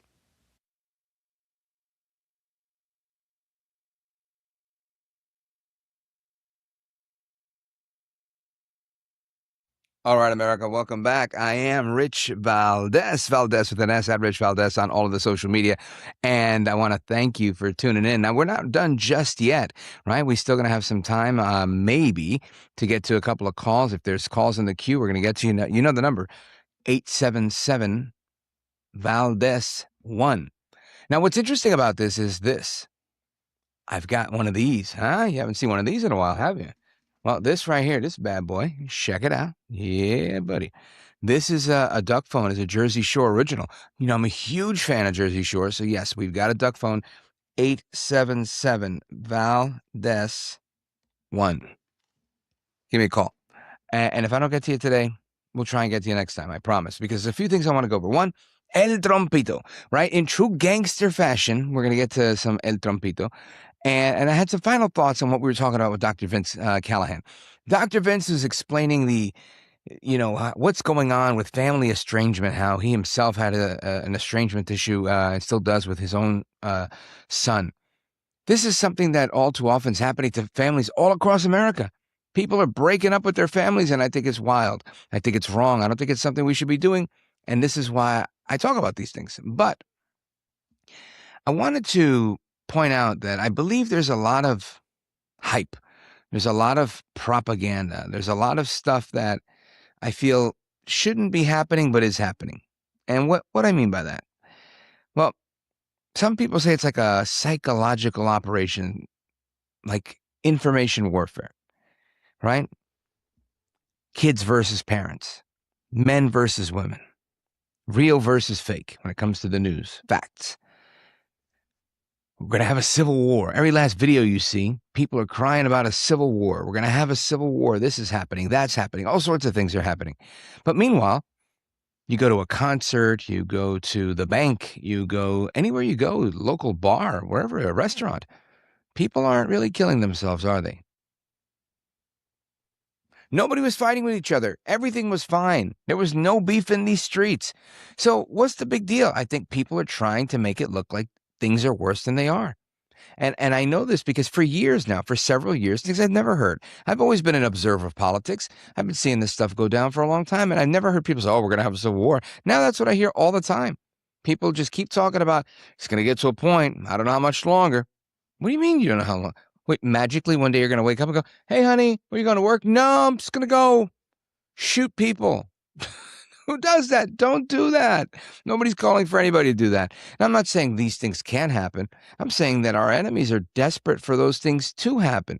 It's very evident within the movements, right? You've got the Bernie Sanders AOC crowd that's versus the Pelosi on the other side of the aisle within their ranks within Democrats. On the Republican side, there's also beef in these streets, right? There's a rift. There's differences of opinion. So I say all of that to say, don't believe all the hype, right? People have hype over a lot of different things. We don't need to believe all the hype. What we do need to do is stay focused on what's going to benefit us, right? Making sure that kids and parents aren't splitting up, to make sure that men and women aren't at each other's necks, at least not in a bad way, right? Making sure that real and fake We have to agree on something. We can't sit here and really just make stuff up as we go along and subscribe to every last theory that's on the internet. At some point, we got to say that, I think that's fake. That's phony. It's fraud. I'm not messing with that. These are the things that I think we need to do. It's important that we do it because if we don't do it, we're screwed. We're falling right into the trap, whomever these enemies are, right? Clearly, it's not our friends that are trying to divide and conquer us from within. Abraham Lincoln, in his Lyceum address, he said that America wouldn't fall from a foreign enemy. America would fall from within. I think Lincoln was right. We're going to be undone by our own undoing. People are going to trick us into the Civil War. I think it's the craziest thing ever. They want to subvert our system. They want to demoralize our people. They want to make sure that we're at each other's throats so that we can't stand each other. And it's getting good, right? You got this race versus that race, this gender versus that gender. It's ultimately what we make of it. And sometimes you just got to call it out for what it is, right? Look at some of the news, for example, today. I'm looking at some of the news today and I see El Trompito, Donaldus Magnus, the 45th and 47th president of these United States, El Presidente, Donald J. Trump.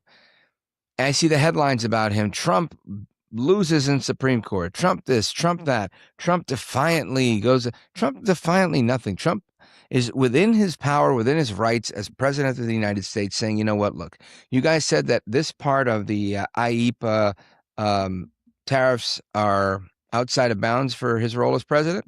He says, no problem. I'm going to go to the ones that are inbound, right? That are within the scope of his presidency. Sure. And he does a 10% global tariff.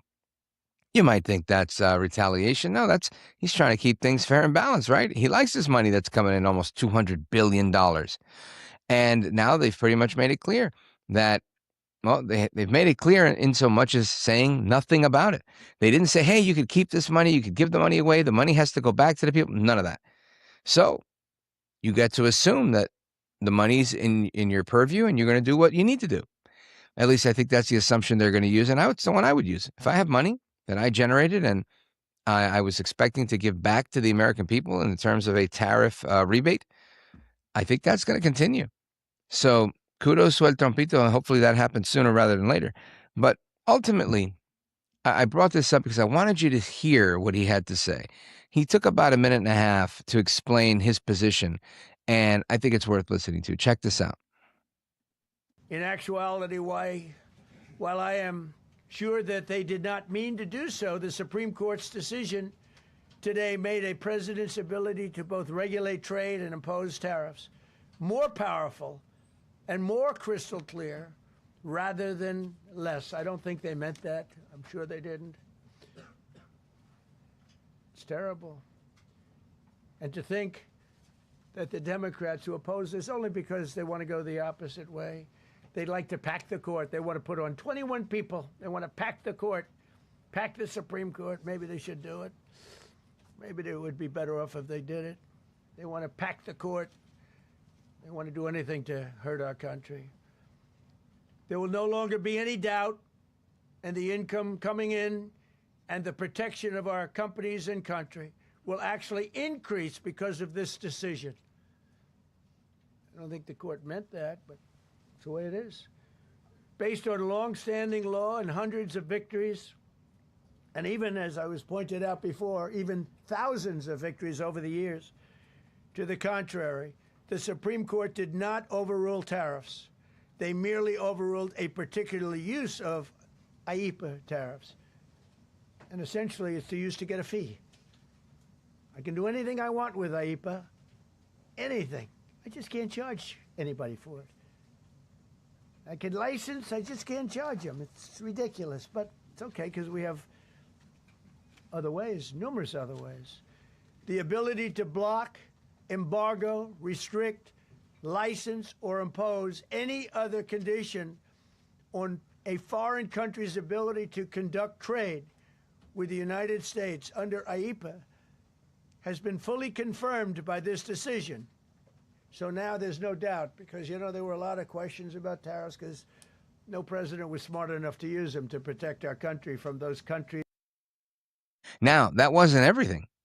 He had a little bit more to say when he talked about doubling down on these tariffs. Once he was done responding to the Supreme Court, he said, and guess what? I'm allowed to give these 10% tariffs globally, and I'm going to do that too. Check this out. Which have also been confirmed and are fully allowed. Therefore, effective immediately, all national security tariffs under Section 232 and existing Section 301 tariffs, they're existing, they're there, remain in place, fully in place, and in full force and effect. Today, I will sign an order to impose a 10% global tariff under Section 122 over and above our normal tariffs already being charged. And we're also initiating several Section 301 and other investigations to protect our country from unfair trading practices of other countries and companies. So few people do it like El Trompito does, right? He knows how to do it. I think he's one of the best negotiators out there. And again, this isn't the Trump hour on the show. This is just me calling it like it is, telling you the facts, trying to separate the fiction. I think Trump didn't lose. He might have taken an L on one battle, but he's going to win this war. And ultimately, I think the win is for the American people. Now, I always say we've got to be what Reagan called us to be, right? Reagan called us to be informed patriots. How do we be informed? I think we got to read something, know something, watch something, share stuff. Share this if you like with somebody. If there was a benefit here, share it with a friend. Have them take a look at it, text them the link, whatever you got to do. This is our new video stuff, so it's very new, and we've got to get as many listeners and viewers as possible. So I appreciate you sharing it. I appreciate you giving those 5-star reviews on the podcast. I appreciate you asking about the Valdés Vault and the Valdés VIP. Those are 2 subscription plans that are coming out. Nothing's going to be required. This program will always be free. As long as you could listen to the ads, there will be a free version of this show. But some people are asking for a version of the show that does not have ads, and we can do that. I think we're going to have some different price plans, cheap, few bucks a month, but if you don't want to do ads, and if you do, or limited ads, and if you like it the way it is, you do nothing, you pay nothing, we keep rocking out just like this. But I say we have to be informed patriots because we do.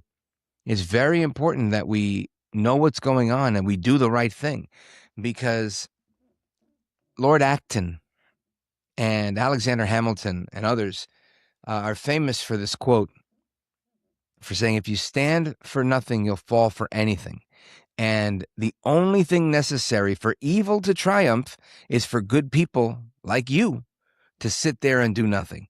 So do something. Hasta la próxima. Take care. Good night. And God bless you, America. I'm Rich Valdés, and this is America.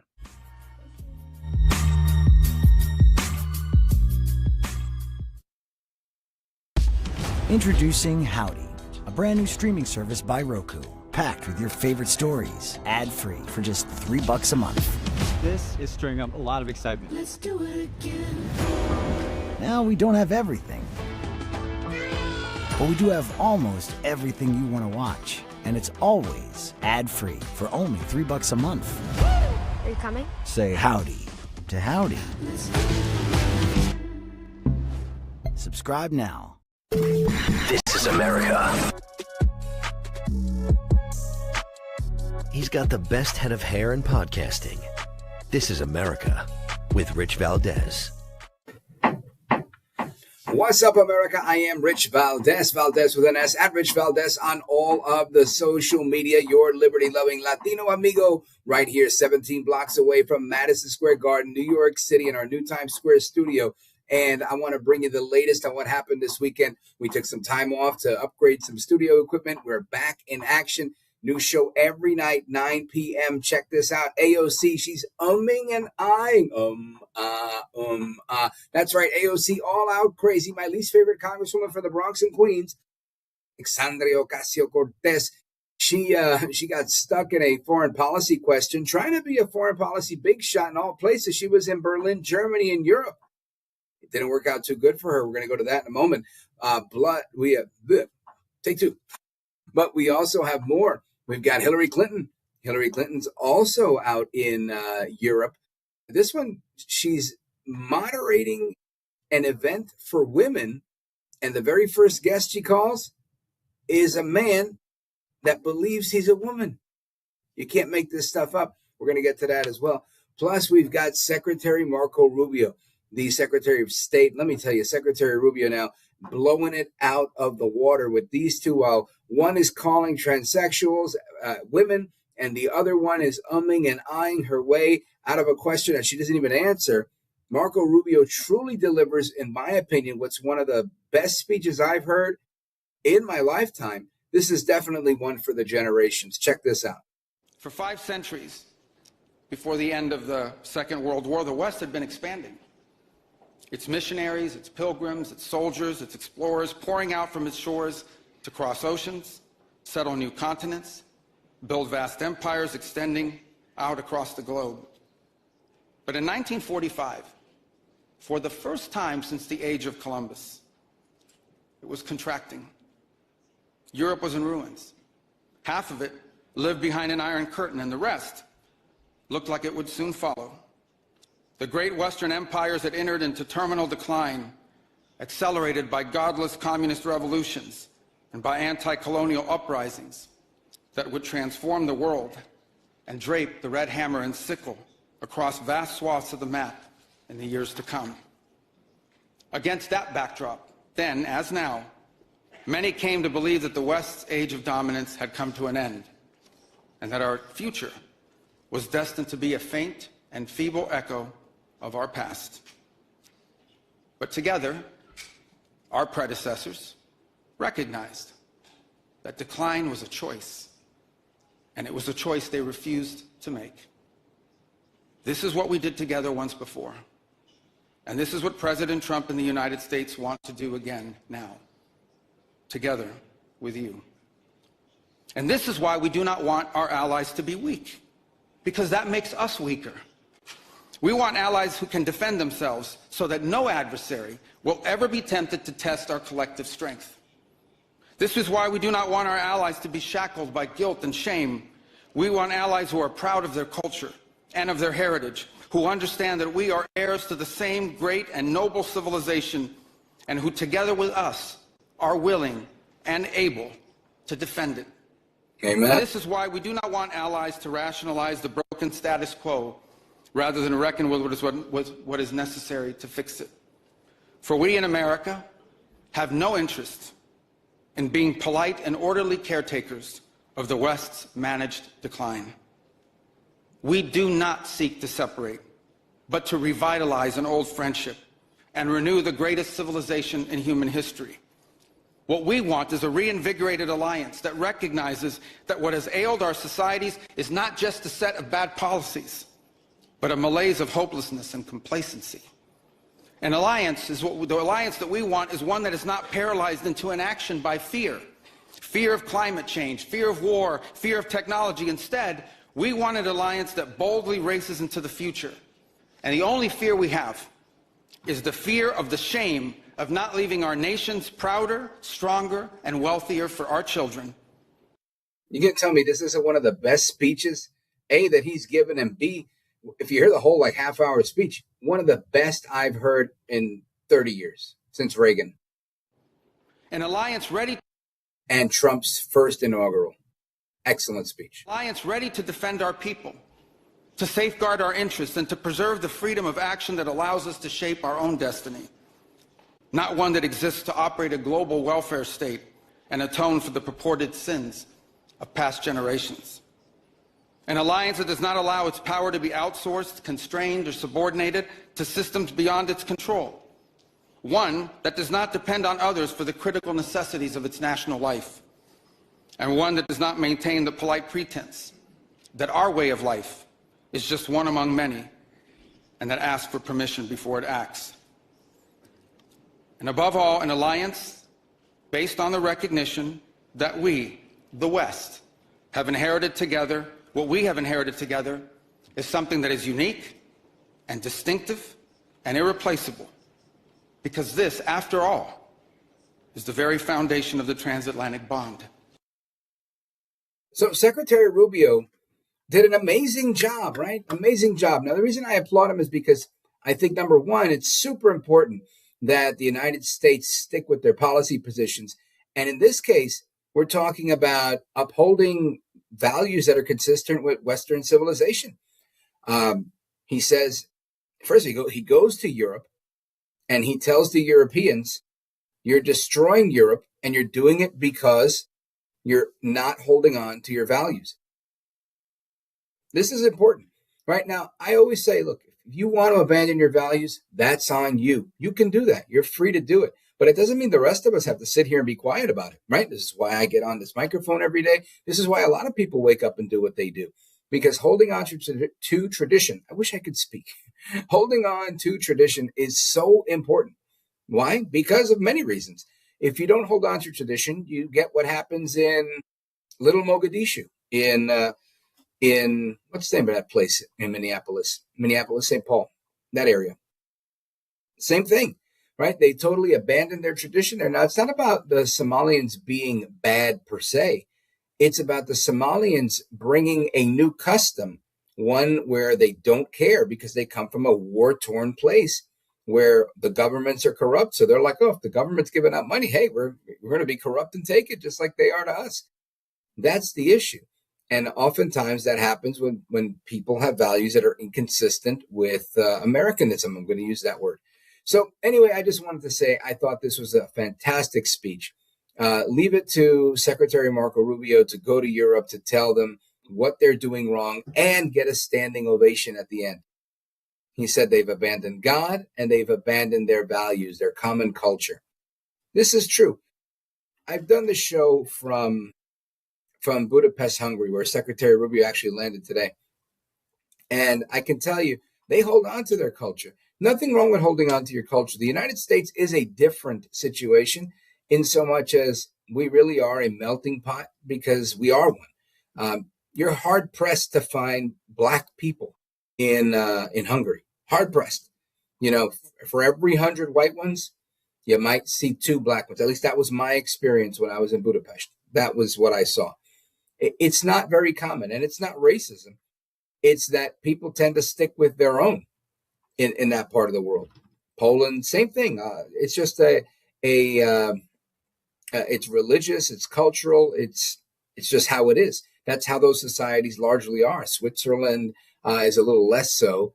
Denmark, right? Bernie Sanders' favorite, Denmark, healthcare is a right, right? You've heard that, right? That's another place where you're hard pressed to find Black people or Puerto Rican people or any other people that aren't the brand of white that come from those Scandinavian countries. So anyway, I bring that up to say there is something to be said for holding on to tradition. There I go again with that word I can't say, and for whatever reason. And it brings me to mind, not to get too philosophical, deep, or preachy, but the Bible talks about being yoked equally or unequally. And this idea of being equally or unequally yoked is one of being with people that are like-minded in the sense of faith, in the sense of, following Christ. However, you can use this same advice for life. If it's a nice idea to say, oh yeah, this one grew up Catholic and they grew up Jewish and they got married, they live happily ever after. It's a nice idea to say that. But in practice and in reality, I would say in most cases, it doesn't work. It's difficult to raise children. And I knew kids like this growing up. They'd say, oh yeah, we have a Christmas tree and a menorah. I get Christmas gifts and Hanukkah gifts. That's cute. But at the end of the day, you've got to kind of know what your faith is. And at some point, when that kid grows up, he's got to make a choice for himself and say, what do I want to be? If I want to be anything at all. It's not I don't want to use the word real, because you can make anything you want real in your own life. But it's not a genuine thing to do, to take a faith that preexists, right? A culture that preexists, and then change it. You can do it, but it doesn't mean it's consistent with the rest of reality, if that makes sense. If you want to disagree with me, go right ahead. Give me a call, 877-VALDES-1. We'll be getting to your calls later on. 877-VALDES-1. Now, straight ahead, I want to show you what AOC did in contrast, right? AOC, she was not far behind Marco Rubio. She said, oh, we got this Latino over here that's coming to Europe to school the Europeans on foreign policy. I'm going to show you a thing or two. Listen to AOC dropping some pearls of wisdom, dropping bombs of knowledge right here with respect to foreign policy. Take a look.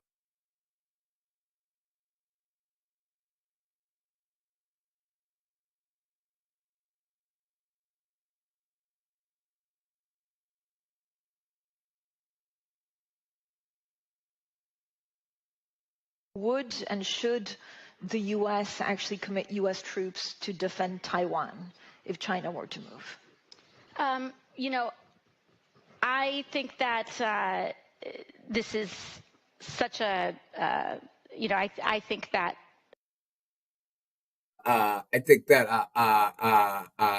It's clear she doesn't have an answer, or she's afraid to tell the truth. This is a, this is of course a very long-standing policy of the United States, and I think what we are hoping for is that we want to make sure that we never get to that point, and we want to make sure that we are moving in all of our economic research and our global positions to avoid any such confrontation and for that question to even arise. Would and should the... So the question is, would and should, you're hearing it again, the United States defend Taiwan, right? Where they make a lot of our chips and where we have an understanding that we're going to defend them militarily should China strike. Again, AOC digging deep. The U.S. actually commit U.S. troops to defend Taiwan if China were to move?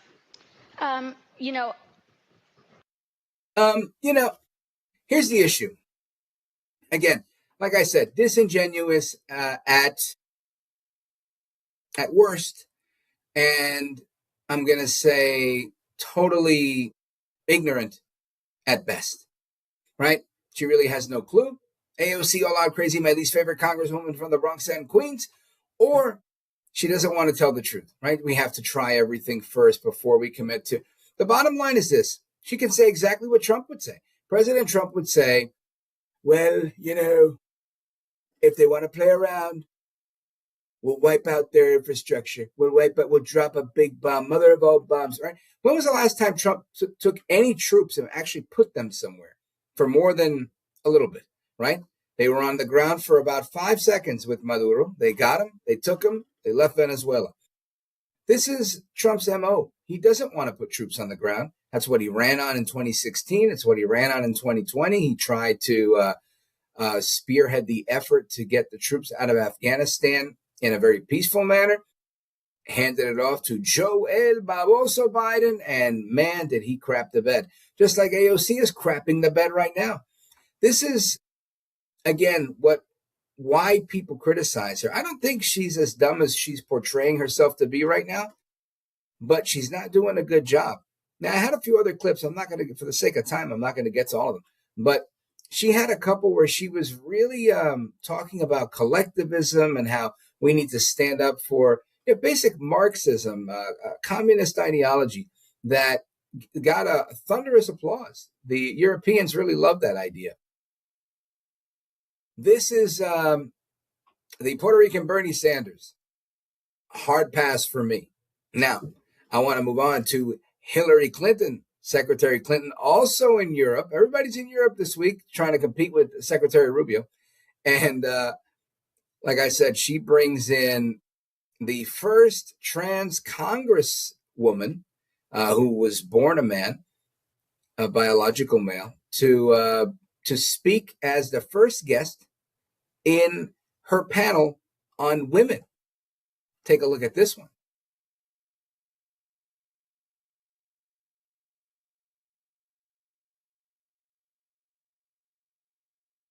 All right, let's go ahead with Madam Secretary.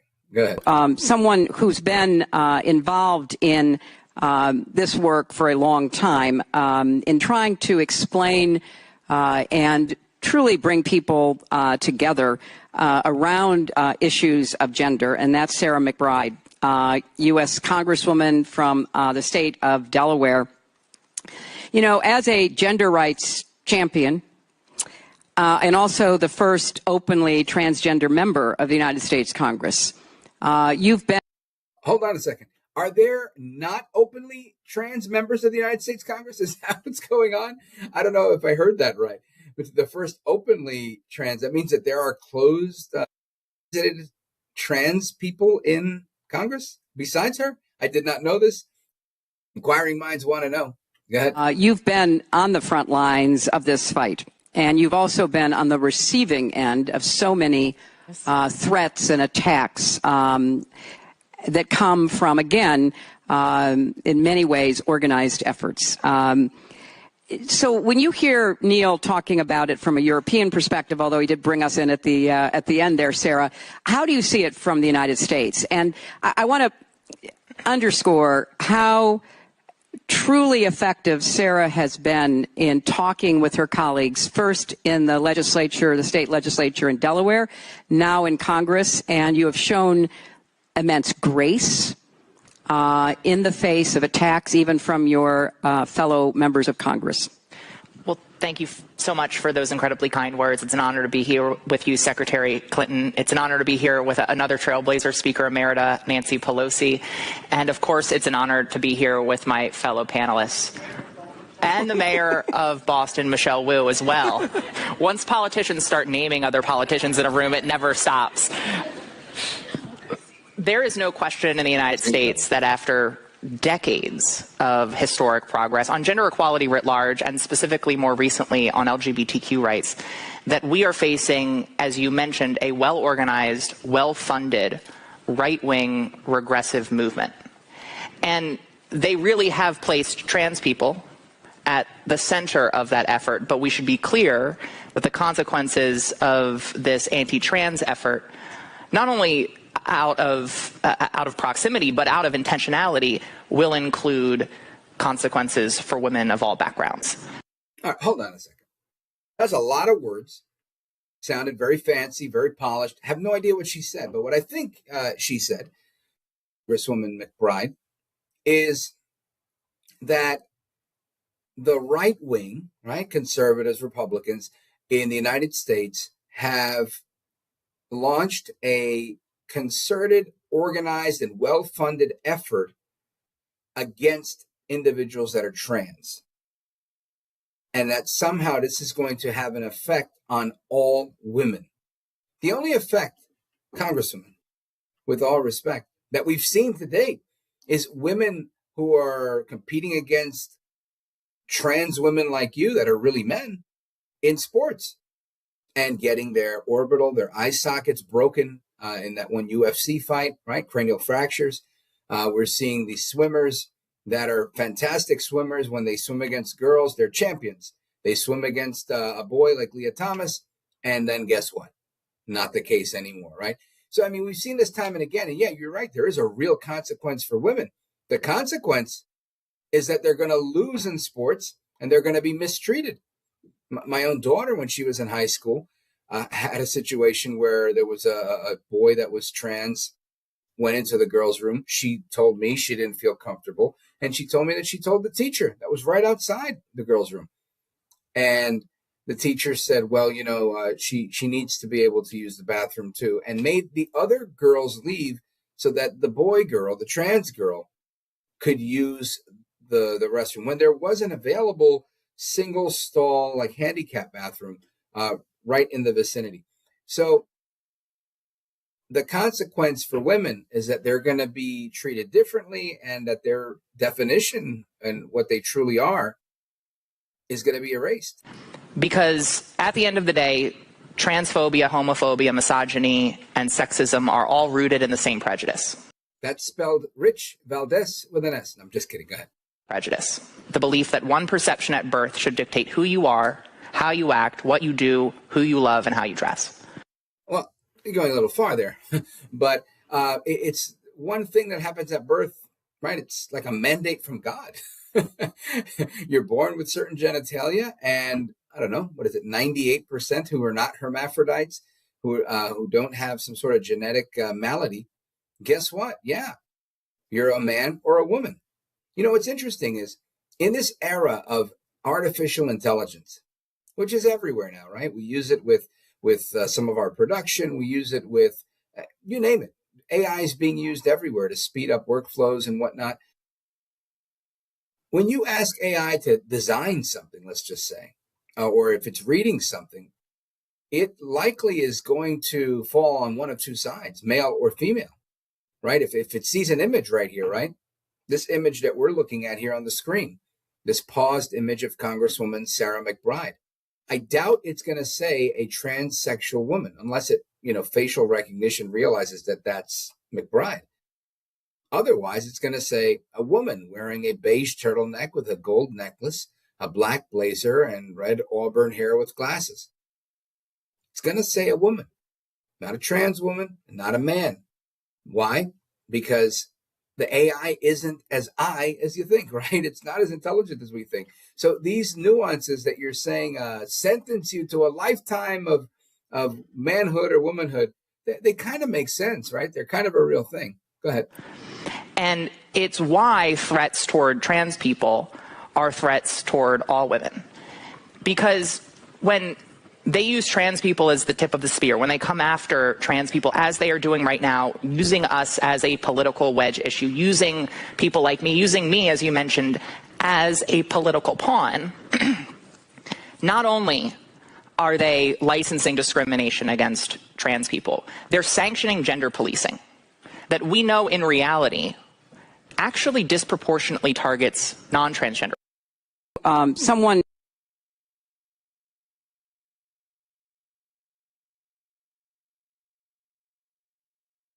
Yikes, right? Whoa. This is what happens when people lose sight of what really matters, of who creates what, right?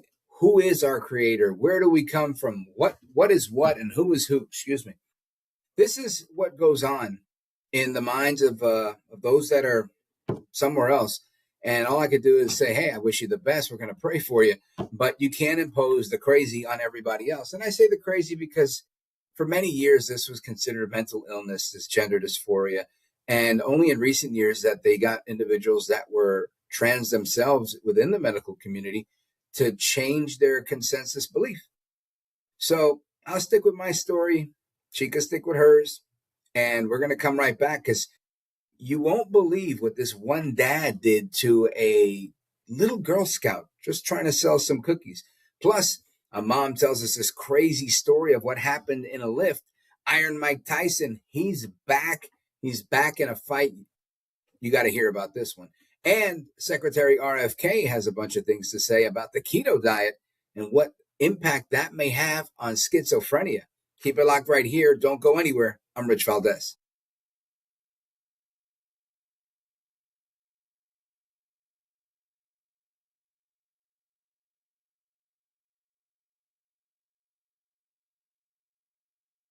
What's up, amigos? Welcome back. Rich Valdés, keeping you company live and national. Actually, we're actually live and international, believe it or not. And phone number, if you want to join us, 877-VALDES-1, 877-VALDES-1. And we're going to talk about a bunch of things, right? It's Making America Healthy Again. Make America Healthy Again. That's the initiative by Secretary Kennedy, RFK Jr. And Bobby Kennedy's been doing an amazing job, in my opinion, of running the Department of Health and Human Services. One of the things that I think is important to remember is these guys are attacking big food, right? There's big pharma, big this and big that, big food. The people that push the sugar, the people that push the foods that are carcinogenic and all sorts of other things that are bad for you. This is a big deal. I think there's so many fat Americans that have had to deal with just bad dietary policy, right? The food pyramid, we talked about that a couple of weeks ago. But one of the things that I think they did that is really worth discussing is the research that they've done into the keto diet and how that can actually affect schizophrenia. I want you to take a look at this clip coming up with Secretary Kennedy. It's an eye-opener. All right, so check this one out. This is Secretary Kennedy talking about the doctors now discovering they can cure schizophrenia with the keto diet. How about that? Check this out. Dr. Pollan up at Harvard has cured schizophrenia using keto diets. There are studies right now that I saw 2 days ago where people lose their bipolar diagnosis by changing their diet. It's not only affecting our physical health, it's affecting our mental health as well. And we're asking people now, eat real food, right? Eat protein. Eat real food, eat protein. How about that? Right? He also said, if it comes in a wrapper, leave it in the wrapper. I thought that was pretty cool. I'm not there yet. I still eat food out of a wrapper, but I get it. I get the point. Eat clean, eat healthy, live longer. This is important, right? Like I'm going to tell you a little bit about my own experience with keto, because it really was something. Lost a good amount of weight. I went from almost 300 pounds to 185 at my lowest. Now I'm about 195, 199. I haven't hit 200 in a while, but thankfully. But I still try to watch what I eat a little bit. But listen, I've been eating not as great as I should, right? I haven't hit my New Year's resolutions yet. I haven't been to the gym since Thanksgiving. So confession, right? Doing a little confession here. But again, I want to remind you, we're going to get to your calls and a bunch of other stuff straight ahead. 877 Valdés 1, as well as the Dear Richie segment. At least I'm going to tease that, even if we don't get to it today. But that's it's basically our television, radio, podcast advice column. Dear Richie, I'm going to give you advice on things I'm not qualified to give advice on. It's kind of funny. Anyway, I want to get to the next clip. The next clip is really interesting because it's Iron Mike Tyson. Now, Iron Mike Tyson, you know him. This guy is a champ. He's in the ring. He's not taking any prisoners. And Iron Mike Tyson, he says he's getting back in the ring. He's getting back in a fight. Who he's fighting, what he's fighting, that's the part I think you're going to be surprised about. He's fighting for your health. Check this out.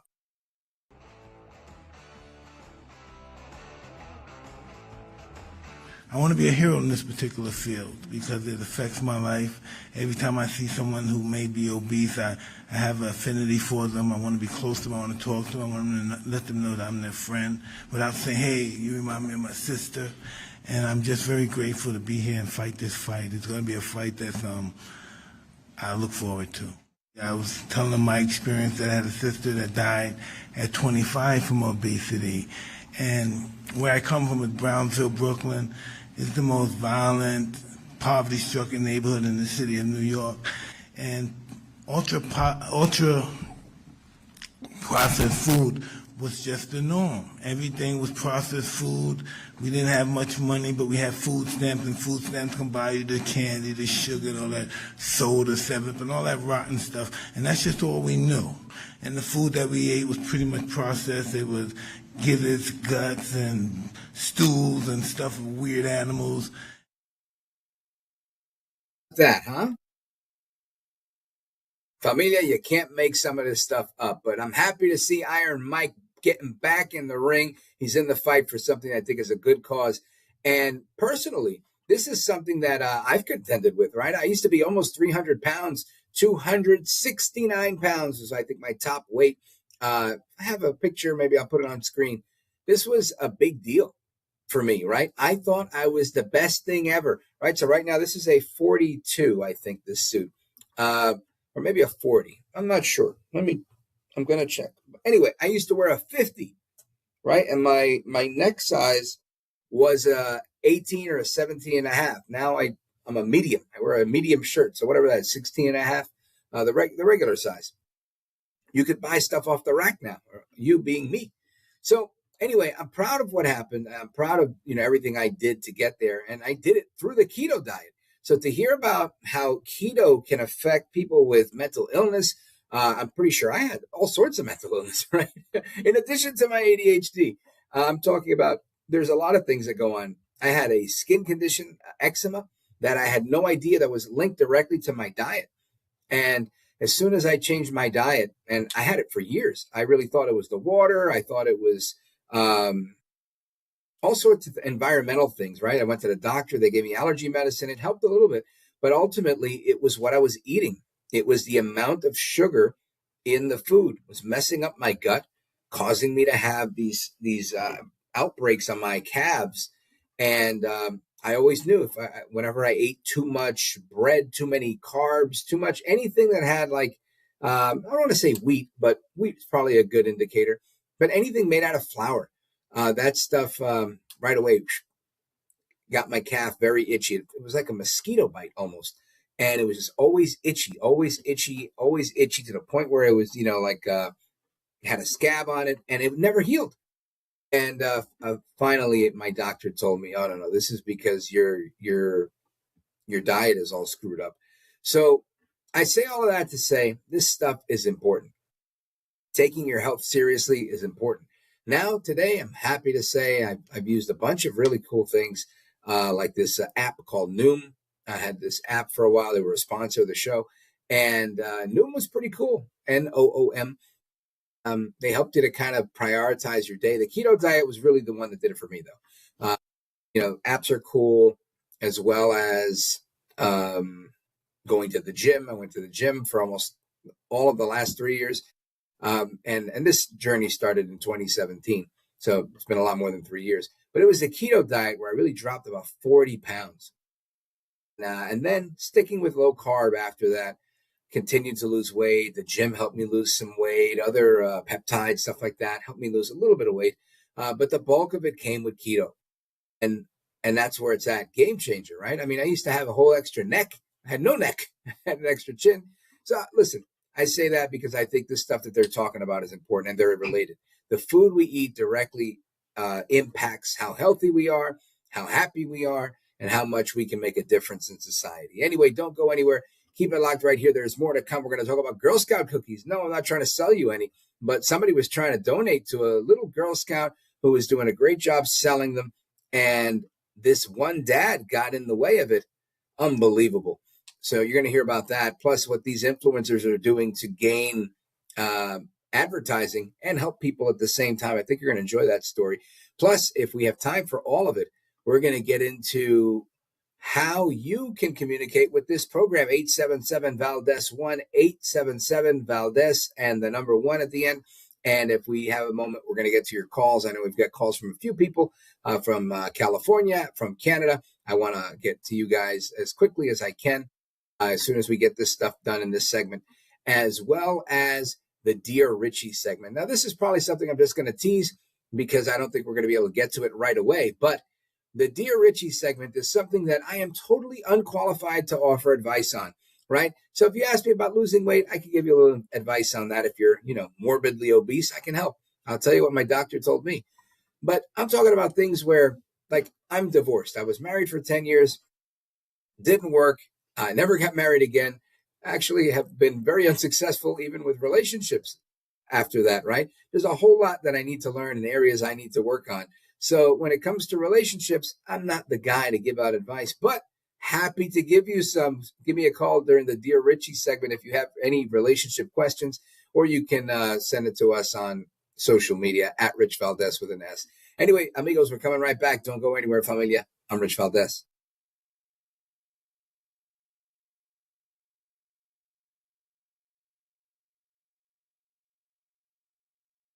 What's up, America? Welcome back. I am Rich Valdés, Valdés with an S, at Rich Valdés on all of the social media.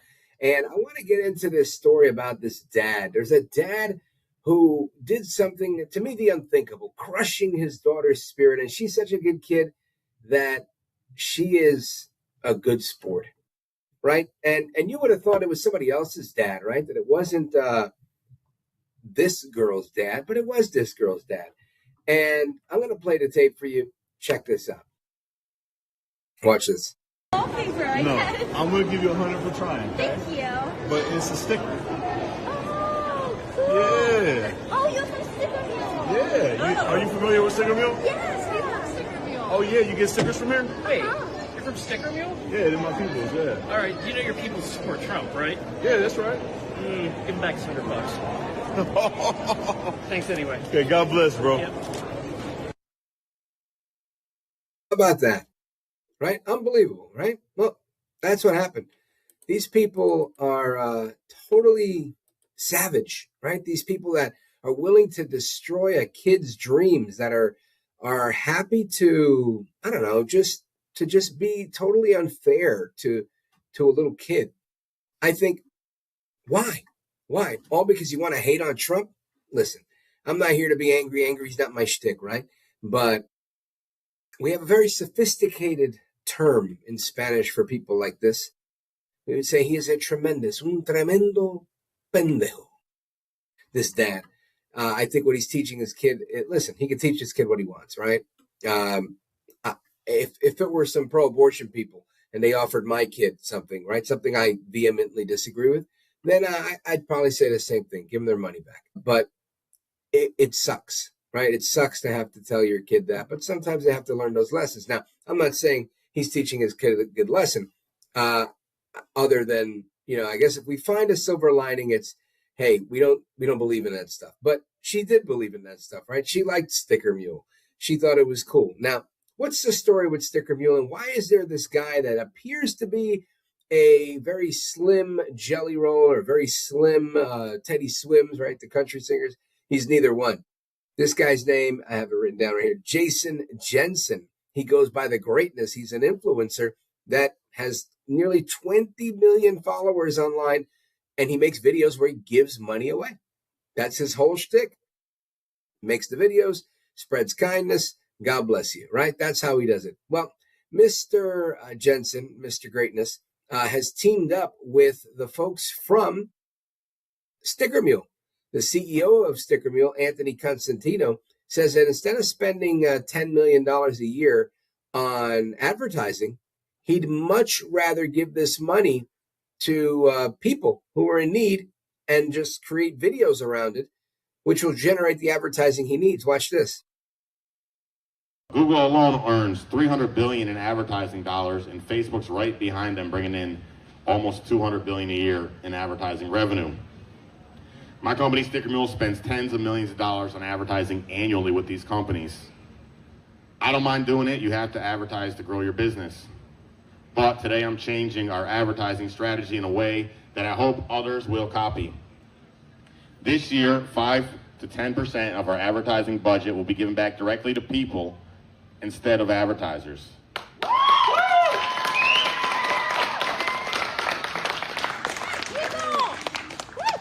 It'll be given back in a very simple way. We're just going to put cash directly in people's hands.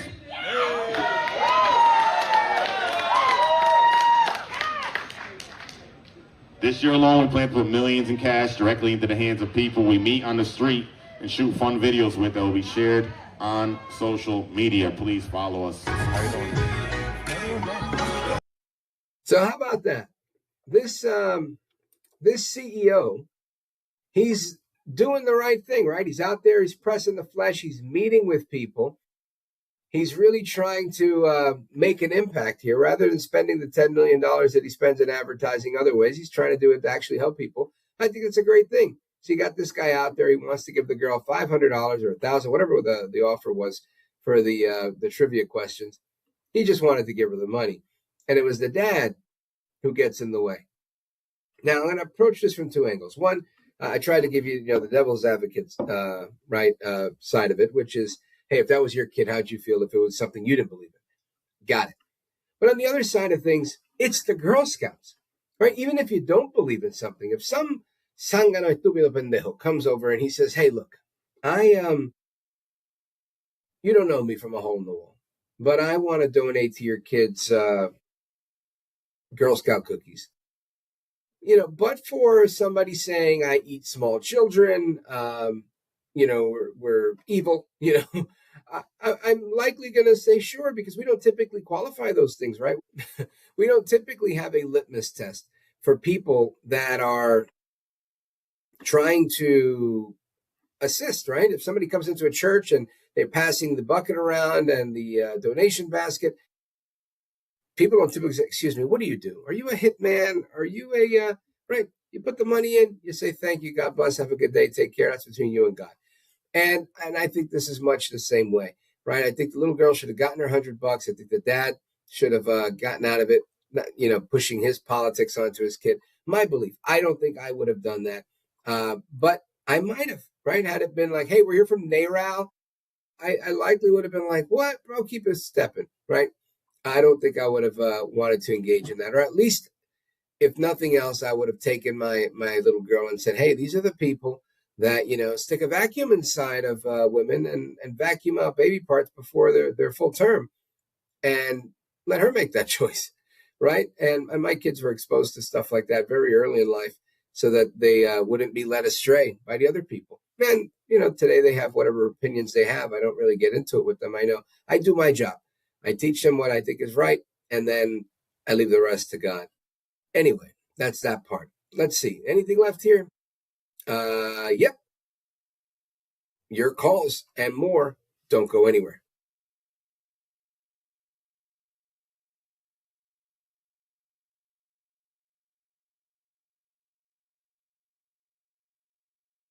All right, amigos, welcome back. It's Rich Valdés. Happy to be here with you, keeping you company tonight. And check this out. We have maintained the tradition of Open Phones America. Open Phone America, Open Phones Across America is a tradition that was started by the late, great Larry King when he used to have this time slot. I had the good fortune of taking over for Jim Bohannon, who took over for the late Larry King in a historic time slot on Westwood One with millions of listeners all across the country. And now that we've gone digital, we are maintaining this tradition with you all. We've had some of our favorite callers stick with us, and I think a few more are going to be coming through. I miss Paul. I miss Gil. I miss Denise. There's so many regulars that have always given us a call. Pat called in, which was really nice, and a couple other regulars we've heard from. But I got a call right now from Ravi. Ravi's calling us from San Diego. Let's hear what Ravi has to say. He wants to talk about Iran. Go ahead. I don't know how you guys are going to put this up on the screen, but let me know how it works, and hopefully everybody can hear the call. Yeah. Okay. Go for it. Ravi from San Diego, California.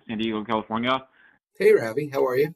What I want to say is the Iran regime is almost certainly going to start killing like they did on January 8th to 9th. This time, there's going to be large protests in Iran starting around now, actually, February 17th and 18th, which marks 40 days from the mass killings that happened mainly on January 8th and 9th in Iran. And the regime already has said explicitly they want to put down these protests, the revolution. They see it's not working, so they'd probably go to a whole other level. That means that military action is necessary now, not to wait until later, and that's for two reasons. One is that the people in Iran, if the people who support America in Iran are put down, we don't have support on the ground in Iran anymore to anywhere near enough of a level. And the second thing is that Iran, there aren't. No, I think we lost Ravi, but Ravi's right. What ultimately happens here is I believe the president is being very judicious here, and I think he needs to. I would recommend, right? I don't have the information that President Trump has, and I know he's very reluctant to get into conflicts, but the numbers that we're hearing, I hope they're fake. That's all. I pray to God that they haven't killed 40,000 people for speaking out against the mullahs and the Ayatollah and the regime in Iran. Because, man, imagine that. Imagine 40,000 people being killed. Now, I've seen some videos. You got a couple of cops on these dirt bikes, motorcycles. One's on the back with a rifle. Drive-by shootings of people that they believe are protesters. They're pulling up on them and they're filling them with lead. Crazy stuff. I mean, it doesn't even fit in my brain. I have a friend that we grew up together when I moved to Jersey, and he's a good guy, got into some trouble, was born in a different country. And because he was born in Nicaragua and came here as a young man, after he did his time, he had to go back to Nicaragua, and he's there now. And I remember him calling me once and saying, bro, it's a different story around here. They do things different. Daniel Ortega, these guys are communists over there. And I remember him telling me that they were shooting the people that didn't agree with them. And he was like, it's wild, bro. They just shoot you in the street dead. And I had a hard time, I don't want to say believing it, but believing it. I didn't think he was lying. I didn't know they still did that, right? And this was just, within the last 10 or 12 years that he told me that. Wild stuff actually does happen. Absolute insanity. All right, let us continue. I want to go to our caller, Antonio. Antonio's calling us from Montreal, Canada. Antonio, talk to us about Congressman Nadler. Tony in Montreal. How you doing, Rich? Good, brother. The next novel I write will be The Death of Shame, and I'm going to start with politicians in the United States. We'll start with Jerry Nadler, the New York Con Edison gnome, passing gas and sleeping in Congress on a regular basis, par for the course over his 40-year career, period, wasting taxpayer money while dust cropping his congressional associates by passing gas and snoring in the Congress. Couldn't ask for a better rep from New York. Yeah, Nadler is a piece of work, Tony. He, he was incredibly fat, right? If I was pushing 300, he was pushing 6, right? He was probably 525, 550 some years ago. If I'm exaggerating, it was 425, 450, right? I'm not off by much here.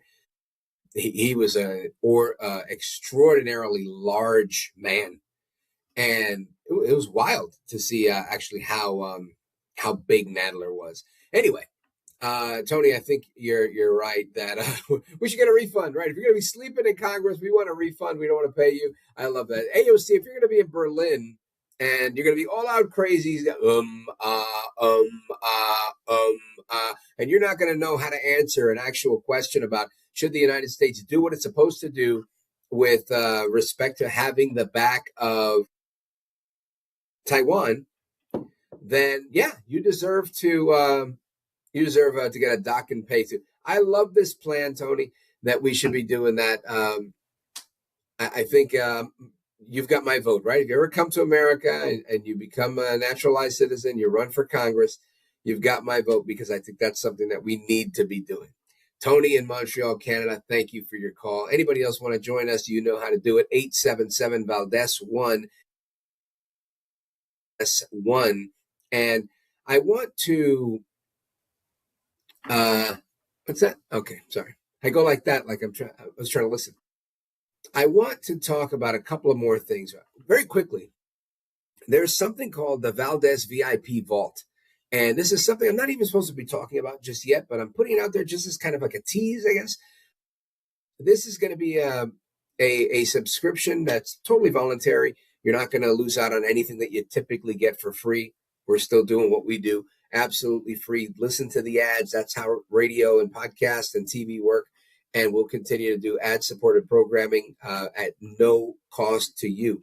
However, some people have reached out and they've had very specific things and they're like, Rich, I'd like to pick your brain about something. Or I would love for you to maybe introduce me to somebody that you had on the show that I know you have a relationship. And listen, I call you my familia. I call you my amigos, and all of that is true. I barely know most of you, but I want to get to know as many of you as I can. With 90 million subscribers in North America, just on Roku alone, the millions that have listened on radio over the years, as well as hundreds of thousands of podcast impressions that we get every month. So I want to make sure that we all have a chance to get together. And that's why we're going to be having, I don't know if it's going to be like a Liberty luncheon or like a dinner, but that's just one thing that we'll be doing once a year, as well as maybe a couple of one-on-one calls or small group calls that are kind of like this, almost like a Zoom type of thing. So we're going to be doing that. That's the Valdés VIP Vault. There'll be 2 tiers of that. It's a membership. You buy it. This is something that was proposed to me, and I thought, actually, I like the idea just because people have told me that they might benefit from it. I'm not always looking for something else to do unless it's more talking. I like more talking, right? If it's New York Post calls me, yes, I will do it. Newsmax, you got it. Anytime you need me. Who else? The radio stations, I do those all the time.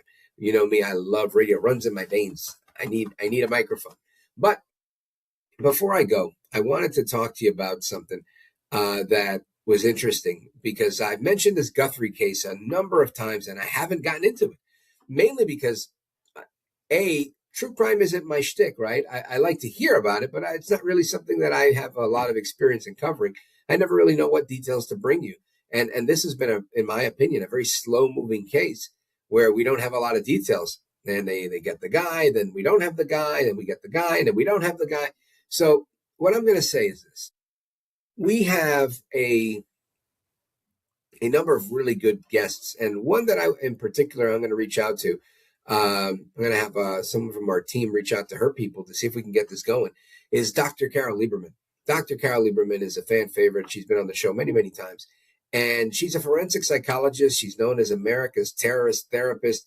She is a profiler, an expert witness. She's done this on court TV and in court forever, since the time of 9/11, right? When she was head shrinking the terrorist that blew up the World Trade Center.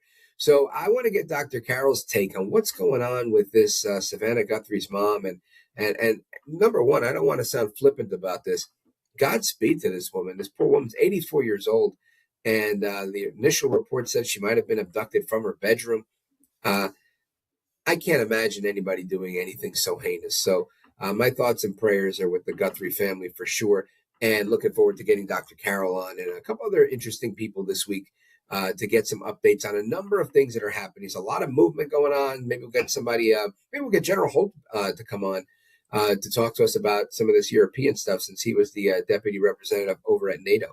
But that's it for me today. Hasta la próxima. Take care. Good night. And God bless you, America. I always like to leave you with a thought. And that is, you got to stand for something. Because if you stand for nothing, you fall for absolutely anything. And the only thing necessary for evil to triumph is for good people like you to sit there and do nothing. So now's the time for you to stand up, do something. Hasta la próxima. I'm Rich Valdés. And this is America.